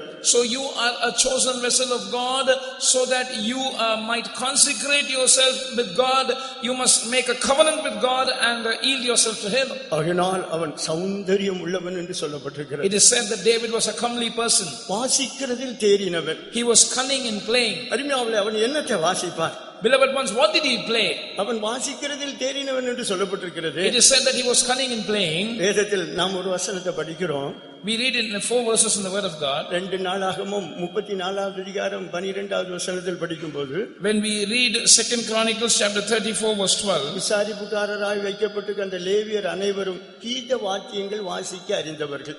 we read that the Levites knew they were skillful in all instruments of music. அவர்கள் கீத வாத்தியங்கள் வாசிக்க அறிந்தவர்கள். They were skillful in instruments of music. அவன் வாசிக்கிறதில் தேறினவன் என்று சொன்னால் சுரமண்டலத்தை எடுத்து கீத வாத்தியத்தை எடுத்து நல்லா வாசிப்பான். When it is said that he is cunning in playing, he would play the harp well, he would play the instruments of music well. இந்த கீத வாத்தியங்களை வாசிப்பது என்று சொன்னால் என்ன? What does it mean by playing the instruments of music? நம்முடைய வாழ்க்கையில் கர்த்தர் செய்த நன்மைகளை மறக்காது வாழ்நாளெல்லாம் ஆண்டவரை துதித்து நன்றியுள்ள இருதயத்தை வெளிப்படுத்துவதுதான் கீத வாத்தியம். Not forgetting the benefits that the Lord has done in our lives and revealing our gratitude all the days of our life is playing the instruments of music. ஏசாயா 30வது அதிகாரம் 20வது வசனத்தை வாசிக்கும்போது, When we read Isaiah chapter 30 verse 20, கர்த்தர் என்னை ரட்சிக்க வந்தார், ஆகையால் எங்கள் ஜீவனாலெல்லாம் கர்த்தருடைய ஆலயத்திலே என் கீத வாத்தியங்களை வாசித்து பாடுவோம் என்று எழுதி வைத்தார். என் ஜீவனாலெல்லாம் கர்த்தருடைய ஆலயத்தில் கீத வாத்தியத்தை வாசித்து பாடுவோம். we will play the instruments of music and sing in the house of the Lord all the days of our life. ஏனென்றால் கர்த்தர் எங்களை ரட்சிக்க வந்தார். Because the Lord came to save us. ஆண்டவர் எங்களுக்கு இந்த ரட்சிப்பை தந்தார். The Lord gave us this salvation. அருமையானவர்களே, கர்த்தருடைய ஆலயத்துக்கு வந்து ஆலயத்தில் வாழ்நாளெல்லாம் கீத வாத்தியத்தை வாசிப்போம். We will come to the house of the Lord and all the days of our life we will play the instruments of music. கர்த்தர் நமக்கு ரட்சிப்பை தந்தார். The Lord has given us this இந்த salvation. சத்தியத்தை தந்தார். The Lord has given us this truth. Pastor கூட ஆவியில நிரம்பும் போது இந்த சந்தோஷத்தை வெளிப்படுத்துவதற்கு தான் கையை தட்ட வேண்டும், அந்நிய பாஷையை பேச வேண்டும் என்று சொன்னார்கள். When we was getting filled in the Spirit, Pastor also told us that we must clap our hands and reveal our joy by clapping our hands. ஆண்டவர் செய்த நன்மையை ஒரு நாளும் மறக்கவே கூடாது. We must never forget the goodness, the benefits that the Lord has done. அந்த நன்மைகளை நினைத்து நன்றியுள்ள இருதயத்தோடு கர்த்தரை துதிக்க துதிக்க நமக்குள்ள விசுவாசம் பலன் கொள்ளும். When we count those blessings and with a heart of gratitude, when we praise God, when we continue to praise God, கர்த்தர் செய்த நன்மையை ஒரு நாளும் மறந்து போக we கூடாது. must never forget the goodness of the Lord. நன்மை செய்த அன்றைக்கு ஆலயத்தில் வந்து மைக்கை பிடித்து சாட்சி சொல்லுகிறது பெரிய காரியம் அல்ல. It is not a great thing to come to the service and testify about the goodness that the Lord has done. கர்த்தர் எங்களை ரட்சிக்க வந்தார். The Lord has come to save us. ஆகினால் எங்கள் வாழ்நாளெல்லாம் கர்த்தருடைய ஆலயத்தில் போய் நாங்கள் கீத வாத்தியத்தை So வாசிப்போம். all the days of our life we will go to the house of the Lord and play the instruments of music. வாழ்நாளெல்லாம் தேவ சமூகத்துக்கு வரும்போது நன்றியுள்ள இருதயத்தை காட்ட வேண்டும். So when we come to the house of the Lord, all the days of our life we should express our gratitude. நம்மில் எத்தனை பேருக்கு தேவ சமூகத்துக்கு வரும்போது அந்த நன்றியுள்ள இருதயம் இருக்கிறது? How many of us have that heart of gratitude when we come to the presence of God? அவங்களே 106வது சங்கீதத்தில் நாம் படிக்கும்போது, Beloved ones, when we see in Psalm 106, அங்கு கர்த்தர் நன்மை செய்த போது பாடினார்கள், ஆடினார்கள், துதித்தார்கள், எல்லாம் செய்தார்கள். we find that when the Lord did good things to them, they sang and danced and did all kinds of things. ஆனாலும் சீக்கிரமாய் அவருடைய கிரியைகளை மறந்து போனார். But soon they forget his works. 106, 12, 13 அப்படிதான் வாசிக்கிறோம். We read about that in verses 12 and 13 of Psalm 106. அவருடைய வார்த்தைகளை விசுவாசித்து அவருடைய துதியை பாடினார்கள். They believed his words and sang his praise. ஆனால் சீக்கிரமாய் அவருடைய கிரியைகளை மறந்து But போனார்கள். soon they forget his works. அருமையான தேவனுடைய பிள்ளையே, Beloved child of God, கர்த்தருடைய ஆலயத்துக்கு வரும்போதெல்லாம் whenever you come to the house of God, உனக்குள் நன்றியுள்ள இருதயம் இருக்க வேண்டும். you must have a heart of gratitude building up. கர்த்தருடைய ஆலயத்துக்கு துதிக்கும்படியாய் போவார்கள். they went to the house of the Lord in order to praise God. 122வது சங்கீதத்தில் படிக்கும்போது When we read Psalm 122, கர்த்தருடைய ஆலயத்துக்கு போவோம் வாருங்கள் என்று சொன்னபோது மகிழ்ச்சியாக இருந்தேன். I was glad when they said unto me, let us go unto the house of the Lord. என்ன மகிழ்ச்சி! What is the joy? அங்கு போய் ஆண்டவரை துதிக்க போகிறேன். Because I'm going to go there and praise God. அங்கு அந்த ஜனம் கர்த்தரை துதிக்கும்படியாக வரும். The people will come to praise God. 4வது வசனத்தில் நாம் படிக்கும்போது When we read verse 4, அங்கே இஸ்ரவேலுக்கு சாட்சியாக கர்த்தருடைய ஜனங்களாகிய கோத்திரங்கள் கர்த்தரின் நாமத்தை ஸ்தோத்தரிப்பதற்காக போகும். whither the tribes go up, the tribes of the Lord, unto the testimony of Israel, to give thanks unto the name of the Lord. அவங்களுக்கு மகிழ்ச்சியே அதுதான். That is their joy. அதற்காக தான் ஆலயத்துக்கு சந்தோஷமாக வந்தார்கள். That is why they gladly came to the house of God. நீ நல்ல வாசிக்க தேறினவனாக இருப்பாயானால், If you are cunning in playing, வாசிப்பதில் நீ தேறினவனாக இருப்பாயானால், if you are an expert in playing, நிச்சயமாய் கர்த்தர் உன்னோடு கூட இருப்பார். surely the Lord is with you. நிச்சயமாய் கர்த்தர் உன்னோடு கூட இருப்பார். Surely the Lord will be with you. உன்னை காண்கிறவர் கர்த்தர் உன்னோடு கூட இருப்பதை காண முடியும். Those who see you will be able to see that the Lord is with you. நீ கர்த்தரை துதிக்கிறதை பார்த்து பார்த்து அவர்கள் அதிசயப்படுவார்கள். They will see you continually praising the Lord and they will marvel. அருமையான தேவனுடைய பிள்ளையே, உனக்கு அந்த நன்றி உள்ள இருதயம் உண்டா? Beloved ones, do you have that heart of gratitude? இந்த நன்றி உள்ள இருதயம் உள்ளவர்கள் எந்த சூழ்நிலையிலும் தைரியம் உள்ளவர்களாக இருப்பார்கள். Those who have this heart of gratitude will be bold in any circumstance. அவன் வாசிப்பதில் தேறினவர். He was cunning or expert in playing. அதனால் தான் சவுலை பார்த்து சொன்னான். That is why he looked at Saul. கோலியாத்தை பார்த்து கலங்கின Saul. Saul, who was troubled looking at Goliath. முழு இஸ்ரவேலரும் கோலியாத்தை பார்த்து கலங்கினார்கள். The whole Israel was troubled at the sight of Goliath. உங்கள் ஒருவருடைய இருதயம் கலங்க வேண்டாம். None of your hearts need to be troubled. நான் போய் அவனை மேற்கொள்வேன்.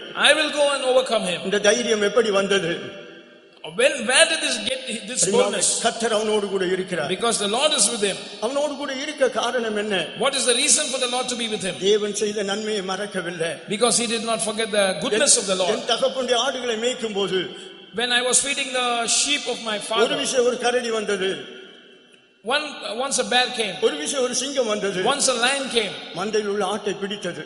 And they took hold of a lamb. நான் அதன் வாய்க்கு தப்புவிக்க முடியாது பிரயாசப்பட்ட போது, And when I labored in order to cause the lamb to escape from its mouth, அது என் மேல் பாய்ந்தது. it jumped upon me. அதை நான் பிடித்து அடித்து கொண்டு போட்டேன். And I smote it, I tore it apart. அந்த சிங்கத்தின் கைக்கும் கரடியின் கைக்கும் என்னை தப்புவித்தவர்.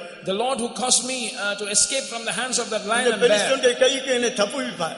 he will also cause me to escape from the hand of this Philistine. விசுவாசம் பலன் கொண்டது. His faith prevailed. தைரியம் உண்டானது. He had boldness. கர்த்தர் கூட இருந்தார். The Lord was with him. ஜெயம் உண்டானது. And he took victory. அருமையான தேவனுடைய பிள்ளையே, Beloved child of God, உன்னுடைய ஜீவிதத்தில் கர்த்தர் எத்தனையோ நன்மைகளை செய்திருக்கிறார். the Lord has done many goodnesses in your life. இன்றைக்கும் கர்த்தருடைய சந்திப்பு உனக்கு உண்டாகி திரும்பவும் அவர் உன்னை சிற்றித்து உருவாக்கும்படியாக, In order to the Lord to visit you today and in order to recreate you, இந்த வார்த்தையை உனக்கு தந்திருக்கிறார். He has given you this word. இந்த வார்த்தையை பெற்ற நீ இதற்கு நன்றியாக இருக்க வேண்டும். You who have received this word, you must be grateful for this word. எத்தனை பேர் நன்றியுள்ள இருதயத்தை வெளிப்படுத்த போகிறோம்? How many of us are going to reveal that heart of gratitude? கண்களை மூடி கர்த்தருடைய சமூகத்தில் ஒப்பு கொடுப்போம். Let's close our eyes and let's surrender ourselves into the hands of God. நம்முடைய இருதயத்தை திறப்போம். Let's open our heart. கைகளை உயர்த்துவோம். Let's lift our hands. கர்த்தரை துதிப்போம். Let's praise God. தேவனை துதிப்பதை அல்லாமல் வேற என்னத்தை செய்ய முடியும்? What can we render unto God except praise? ஆண்டவர் எண்ணிக்கடங்காத நன்மையை The செய்திருக்கிறார். Lord has done innumerable benefits in our life. திரும்பவுமாக கர்த்தருடைய சந்திப்பு உண்டாகும்படியாகவே இந்த கன்வென்ஷனுக்கு கொண்டு வந்திருக்கிறார். The Lord has brought us so that once again we might have a visitation from God. இன்றைக்கு இந்த கர்த்தருடைய சந்திப்பு நமக்கு உண்டாகும் போது, Today when we have this visitation from God, நம்முடைய ஜீவிதத்தில் ஒரு மாறுதல் உண்டாகத்தான் செய்யும். definitely there will be a change in your life. நம்மை காண்கிற ஜனங்கள் நம்மை வித்தியாசமாய் பார்ப்பார்கள்.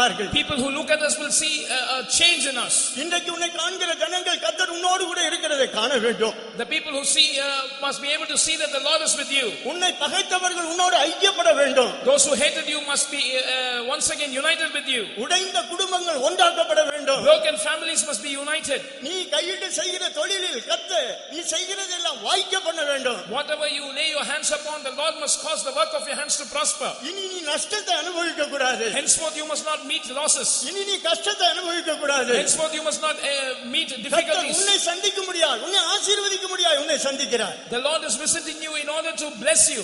ஈசாக்கை சந்தித்தவர் The Lord who met Isaac, நீ இங்கே இரு என்று சொன்னபோது when the Lord said, remain here, அவன் கீழ்ப்படிந்தான். he obeyed. அவர் அவனை ஆசீர்வதித்தார். The Lord blessed Isaac. 100 மடங்கு ஆசீர்வாதத்தை கண்டான். He saw a 100-fold blessing. நீ தேவனுக்கு கீழ்ப்படிவாயானால் If you obey the Lord, கர்த்தர் உன்னை ஆசீர்வதிக்கிற தேவன். the Lord is the one who blesses நீ you. செய்கிறதெல்லாம் வாய்க்க பண்ணுகிற தேவன். He is the one who causes everything you do to prosper. உன்னை காண்கிறவர்கள் அவன் செய்கிறதெல்லாம் வாய்க்கிறது என்று சொல்ல வேண்டும். Those who see you must be able to see that everything you do is prospering. ஆகினால் நன்றியுள்ள இருதயத்தை வெளிப்படுத்துவோம். So let's express our heart of வாயை gratitude. திறந்து சத்தமாய் கர்த்தரை துதிப்போம். Let's open our mouth and loudly let's praise God. நீ கர்த்தரை துதிக்கும் போது When you praise God, ஒரு மேகம் எழும்பும். a cloud will arise. ஒரு மழை உன்மேல் பெய்யும். மழை உன்மேல் பெய்யும். There will be a rain falling on you. அங்கு 147வது சங்கீதத்தில் என்ன வாசிக்கிறோம்? What do we read in Psalm 147? கர்த்தரை துதியுடன் பாடி கொண்டாடுங்கள். கர்த்தரை துதியுடன் பாடி கொண்டாடுங்கள். Sing and praise the Lord. அவர் வானத்தை மேகத்தினால் நிரப்பி He fills the cloud with water பூமிக்கு மழையை உண்டாக்குவார். and sends rain for the நீ earth. துதிக்க துதிக்க நீ தேவனை துதிக்க துதிக்க As you praise God, ஒரு மேகம் உண்டாகும். there will be a cloud. ஒரு அபிஷேகத்தின் மழை ஊற்றப்படும். There will be a rain of anointing poured. இதுதான் கர்த்தர் உன்னை சந்திக்கிறதுக்கு அடையாளம். This is the sign that the Lord is visiting you. எல்லாரும் கையில உயர்த்தி சத்தத்தை உயர்த்தி கர்த்தரை துதிப்போம்.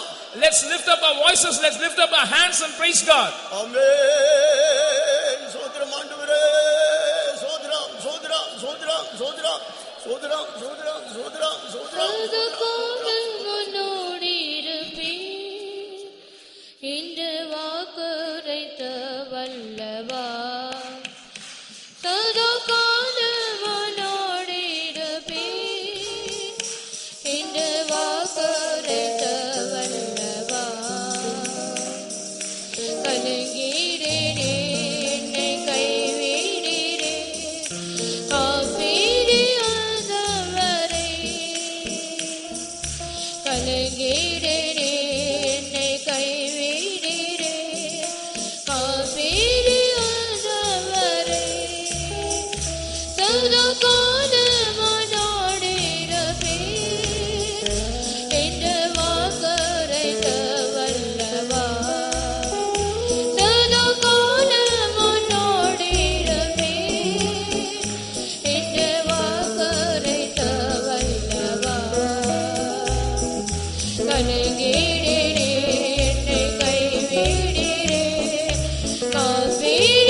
காப்பீடியாதவரே கலங்கிடே என்னை கைவிடிடே காப்பீடியாதவரே சதா காலமனோடிருப்பே இந்த வாக்குரைத்த வல்லவா சதா காலமனோடிருப்பே இந்த வாக்குரைத்த வல்லவா கலங்கிடே என்னை கைவிடிடே காப்பீடியாதவரே கலங்கிடே என்னை கைவிடிடே காப்பீடியாதவரே கலங்கிடே என்னை கைவிடிடே காப்பீடியாதவரே கலங்கிடே என்னை கைவிடிடே காப்பீடியாதவரே கலங்கிடே ஹalleluya ஹalleluya சவானரபக சுரபானரியாபக ஆமென் ஹalleluya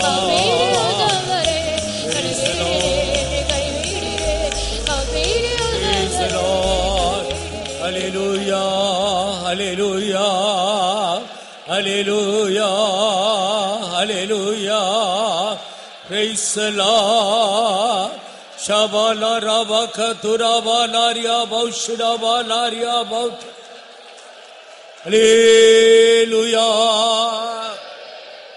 அருமையான தேவருடைய ஜனமே, நம்முடைய கன்வென்ஷனின் முதல் நாள் சாயங்கால வேளையில் அவருடைய சமூகத்தில் கூடி வந்ததான நம்மோடு ஆண்டவர் பேசினார். அவர் பேசின வார்த்தையை கவனித்து பாருங்கள். யோசேப்பு தன்னுடைய அந்திய காலத்தில் தன்னுடைய ஜனங்களை பார்த்து சொன்னார், தேவன் நிச்சயமாய் உங்களை சந்திப்பார். அவர் சந்தித்து பிதாக்களுக்கு வாக்குத்தத்தம் பண்ணின தேசத்துக்கு உங்களை கொண்டு போவார். ஆமென். நாம் கடைசி நாட்களில் வந்திருக்கிறோம். தேவனால் சந்திக்கப்படுகிற மனிதர்கள் எப்படி காணப்படுவார்கள் என்பதை பற்றி ஆண்டவர் நம்மோடு பேசிக் கொண்டிருந்தார். கர்த்தர் நம்மோடு பேசின வார்த்தைகளுக்காக நாம் எல்லாரும் நம்முடைய கரங்களை உயர்த்தி நமக்கு இருக்கிற பலத்தோடு கர்த்தரை நாம் ஸ்தோத்திரிப்போம். ஸ்தோத்திரம், ஸ்தோத்திரம், ஸ்தோத்திரம், ஸ்தோத்திரம், ஸ்தோத்திரம், ஸ்தோத்திரம், ஸ்தோத்திரம், ஸ்தோத்திரம். கடந்த நாட்களில் ஏறக்குறைய ஒரு வருடமாக நாம் கர்த்தரை சரியான விதத்தில் ஆராதிக்க முடியாமல் போய்விட்டோம். ஆனாலும் ஆண்டவர் மறுபடியுமாக நமக்கு இறங்கி நம்மை சந்தித்திருக்கிறார். கடந்த வருடங்களிலே ஆண்டவர் கொடுத்ததான அந்த சுயாதீனத்தை நாம் ஆண்டவருக்கு பிரியமான விதத்தில் செலவழிக்காமல் போனது நிமித்தம் அவர் விரும்புகிறது போல ஆராதனை, அவர் விரும்புகிறது போல ஒரு பரிசுத்த ஜீவியம், அவர் விரும்புகிறது போல தெய்வத்தை கணம் பண்ணுகிற கணம், அவர் விரும்புகிறது போல அவரோடு நெருங்கி உறவாடுகிற உறவு, இவைகளெல்லாம் நாம் சரியான விதத்தில் செய்யாமல் போனபடியினால் ஆண்டவர் நம்முடைய ஆராதனையை வெறுத்தார், நம்முடைய ஜெபத்தை வெறுத்தார், நம்முடைய சபை கூடுதலை வெறுத்தார், நம்மை சில காலம் சிறையிருப்புக்கு ஒப்பு கொடுத்தார். இப்போது கர்த்தர் மறுபடியுமாக நம்மை சந்தித்திருக்கிறார். நம்முடைய சிறுமையை அவர் கண்ணோக்கி பார்த்தார். இனி உள்ள நாட்கள் சாதாரண நாட்கள் அல்ல. நாம் மிகவும் நல்ல முறையில் பயன்படுத்திக் கொள்ள வேண்டிய காலம். கொடுமையான ஒரு காலத்தில் வந்திருக்கிறோம். கடைசி நாட்கள்ல வந்திருக்கிறோம். கடைசி நாட்கள் கொடிய காலங்கள் என்று வேதம் தெளிவாக சொல்லுகிறது. இந்த கொடிய காலத்தில் தான் நாம் எழும்பி பிரகாசிக்க வேண்டிய காலமாக இருக்கிறது. எல்லா தேவனுடைய பிள்ளைகளும் ஒருமனப்படுவாக. கர்த்தர் மீண்டுமாய் நமக்கு இறங்கியவரை ஆராதிக்க ஒரு வழியை திறந்திருக்கிறார். கொஞ்சம் பலன் இருந்தாலும் அதை மறுதலியாமல் அவருடைய நாமத்தை பற்றி கொண்டு அவருக்கு பிரியமான ஒரு ஆராதனை செய்து அவருடைய நாமத்தை மகிமைப்படுத்தி அவருக்காகவே வாழ்ந்து அவரோடு உறவாடி அவருக்குள்ளே மகிழ்ந்து கலிகூறும்படி ஒரு சரியான தீர்மானத்தோடு ஆண்டவரிடத்தில் நெருங்குவோமாக.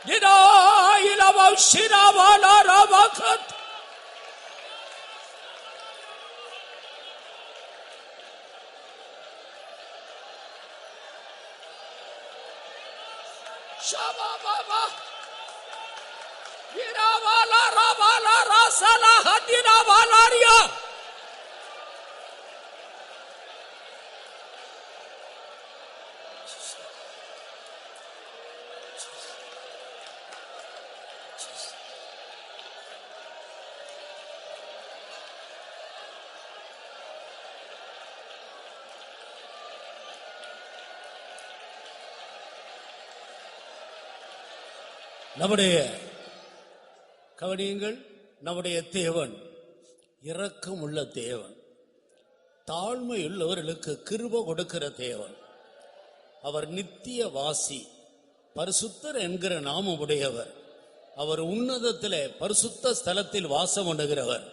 அதே நேரத்தில் யார் தங்களை தாழ்த்தி தங்களுடைய குற்றங்களை ஒத்துக்கொண்டு ஆண்டவரே கடந்த நாட்களை நாங்கள் வீணாக்கி விட்டோம், இனி எங்களுக்கு கொஞ்ச நாட்களை தந்தால், ஒரே ஒரு நாள் மட்டும் இந்த பூமியில ஜீவிக்க ஒரு நாளை தந்தீரானால் அந்த நாள் முழுவதும் நான் உமக்காகவே வாழ்வேன், உம்மோடு உறவாடுவேன், உம்மையே உயர்த்துவேன், உம்மையே மகிமைப்படுத்துவேன் என்று தீர்மானிக்கிறவர்கள் மேல் கர்த்தர் ஒரு புதிய அபிஷேகத்தின் மழையை ஊற்ற போகிறார்.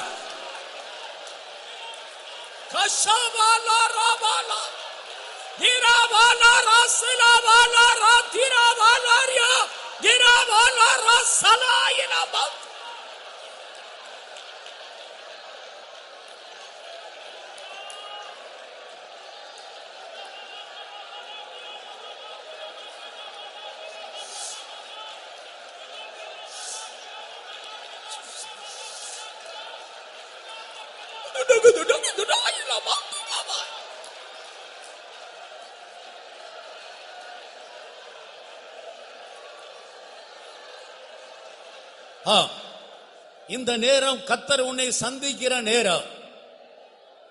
இந்த நேரம் கர்த்தர் உன்னை சந்திக்கிற நேரம். உன்னுடைய முகத்தை கர்த்தர் பிரகாசிக்க போகிறார். உன்னுடைய இருளெல்லாம் வெளிச்சமாய் மாற போகிறது. உன்னுடைய அந்தகாரம் மத்தியானத்தை போல் ஆக போகிறது. உன்னுடைய அழுகையை கண்டார், உன்னுடைய துக்கத்தை கண்டார், உன்னுடைய வேதனையை கண்டார், உன் இருதய வியாகுலத்தை கண்டார். இது கர்த்தர் உன்னை சந்திக்கிற நேரம்.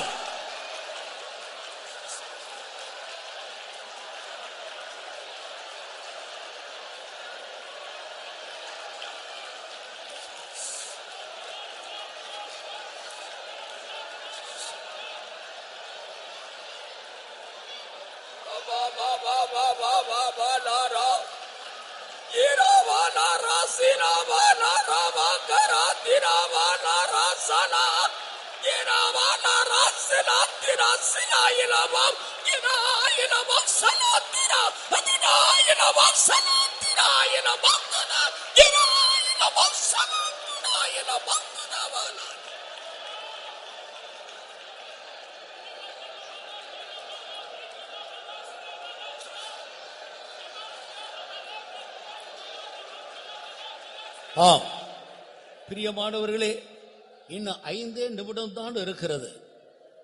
தேவன் என்னை சந்தித்தார் என்ற நிச்சயத்தோடு ஒவ்வொருவரும் இந்த இடத்தை விட்டு வெளியே போக வேண்டும். ஆண்டவர் சந்திக்க ஆவலோடு இருக்கிறார். நாம் அந்த இடத்துக்கு இறங்கி வரும்போது பணிந்த ஆவியுள்ளவர்களை உயிர்ப்பிக்கும்படியாக, நொறுங்குண்டு பணிந்த ஆவியுள்ளவர்களை உயிர்ப்பிக்கும்படியாக அவர் இறங்கி வருவார். ஹல்லேலூயா. ஒரு தீர்மானம் எடுப்போமா? எல்லாரும் ஒரு தீர்மானம் எடுப்போமா? ஆண்டவரை பார்த்து சொல்லுங்கள், ஆண்டவரே, இனி நான் வாழ்ந்தால் உமக்காக வாழ்வேன், உமக்காக மட்டும் வாழ்வேன். இனி வேறு யாருக்காகவும் நான் வாழ்வதில்லை, உமக்காக மட்டும் வாழ்வேன். என்ன வந்தாலும், என்ன சோதனை வந்தாலும், என்ன போராட்டங்கள் வந்தாலும், என்ன யுத்தங்கள் வந்தாலும், என்ன பிரச்சனைகள் வந்தாலும், என்ன எதிர்ப்புகள் வந்தாலும் நான் உமக்காக வாழ்வேன். ஒரே நாள், ஒரே ஒரு நாள் வாழ்ந்தாலும் உமக்காக வாழ்வேன். எல்லாரும் வாயை திறந்து ஒரு தீர்மானம் பண்ணுங்கள்.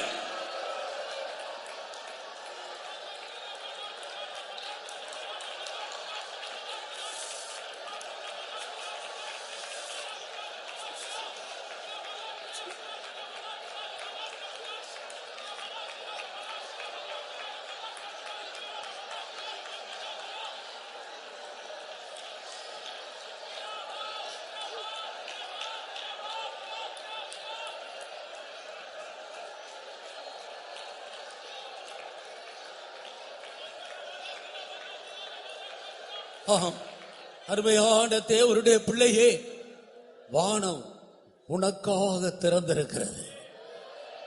வானம் உனக்காக திறந்திருக்கிறது. தங்களை தாழ்த்தின ஒவ்வொரு தேவனுடைய பிள்ளைகளுக்காக, சரியான தீர்மானம் எடுத்த தேவனுடைய பிள்ளைகளுக்காக கர்த்தர் வானத்தை திறந்திருக்கிறார். ஒரு மகா பெரிய வல்லமை, ஒரு அபிஷேகம் நம்மை தேடி வந்து கொண்டிருக்கிறது. பெற்றுக்கொள்வோமாக. ஓ ஷபகதுரவாலாரியா, இதோ இலபகதுரவௌஷதபகதுரவாலாரியா, தினாயினா இதோ இலபகதுரவாலாரியா, இதோ இலபௌஷலகரசலாயினா.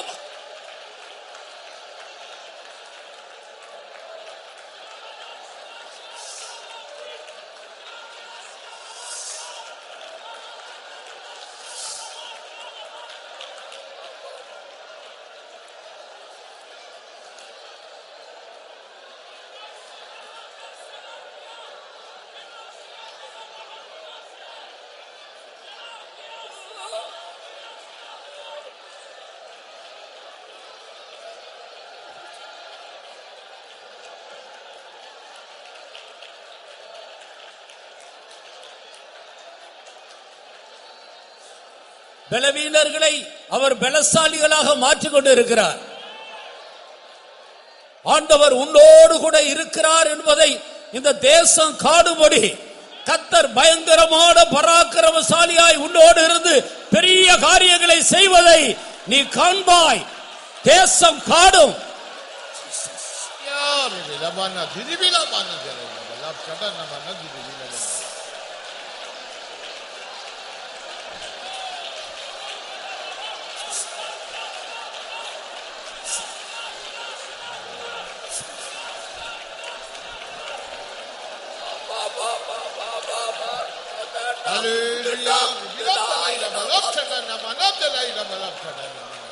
எனக்கொரு அபிஷேகம் வேண்டும், நான் உமக்காய் வாழ வேண்டும்.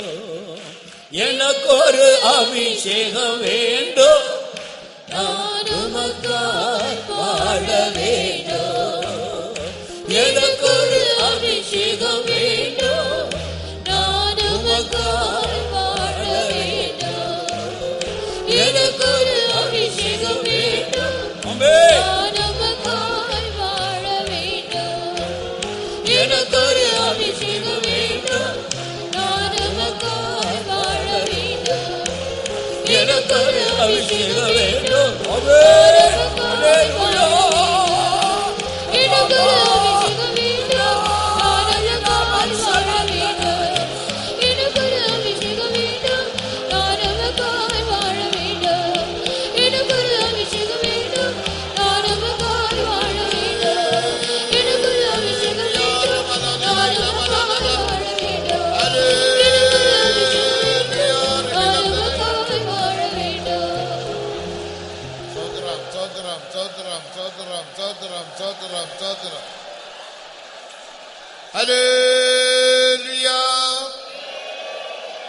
நம்ம யாவரும் கர்த்தரை ஸ்தோத்திரம் பண்ணுவோம்.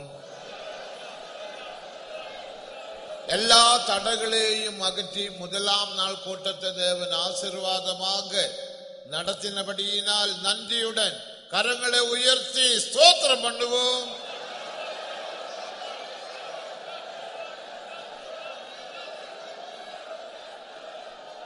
தேவன் நமக்கு வெளிப்படுத்திய ஆழமான எல்லா சத்திய வசனங்களுக்காக ஸ்தோத்திரம் பண்ணுவோம்.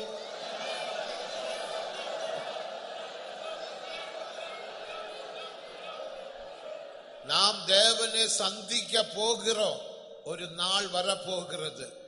அந்த நம்பிக்கை யோசேப்புக்கு இருந்தது. நாமும் அவரை சந்திக்க போகிறோம். அந்த நாளுக்கென்று தேவன் நம்மை தகுதிப்படுத்துகிறார். ஸ்தோத்திரம் பண்ணுவோம்.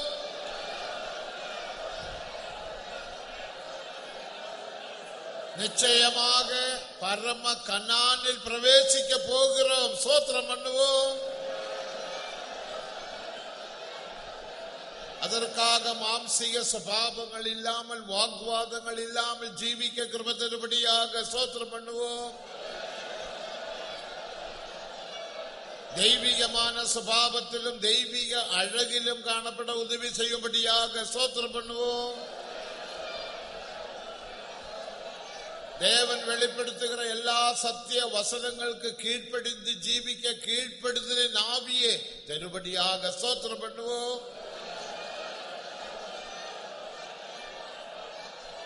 எல்லா ஊழியங்களும் தேவன் பொறுப்படுத்தபடியினால் ஸ்தோத்திரம் பண்ணுவோம். எல்லா துதி கன மகிமை கர்த்தருக்கு செலுத்தி ஸ்தோத்திரம் பண்ணுவோம். பிதா குமார பரிசுத்த ஆவியானவருக்காய் ஸ்தோத்திரம் பண்ணுவோம்.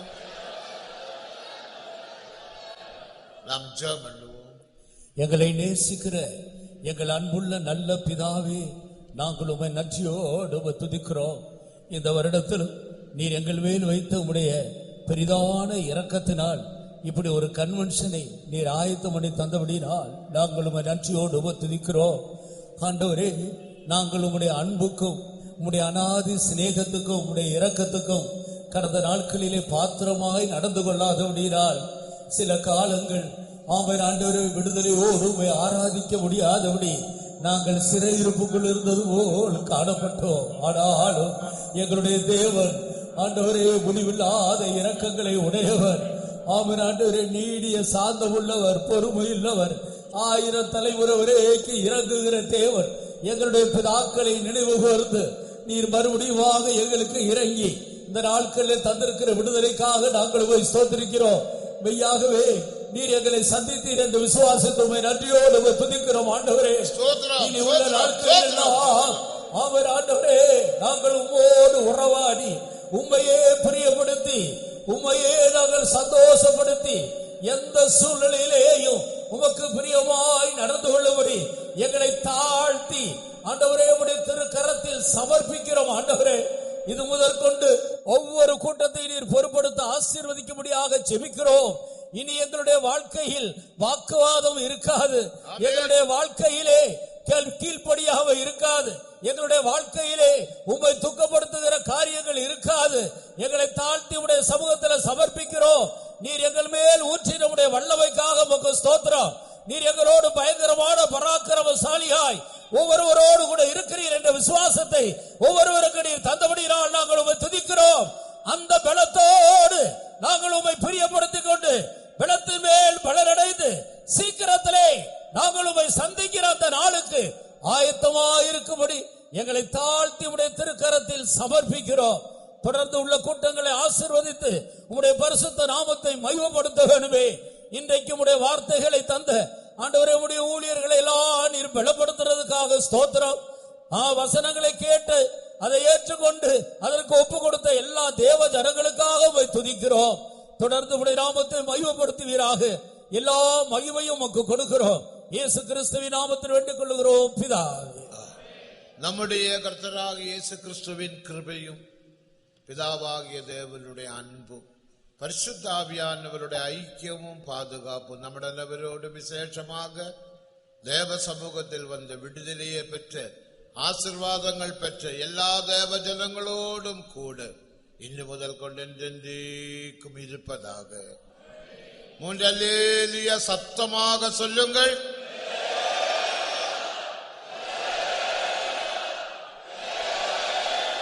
கர்த்தர் உங்கள் யாவரையும் ஆசீர்வதிப்பாராக.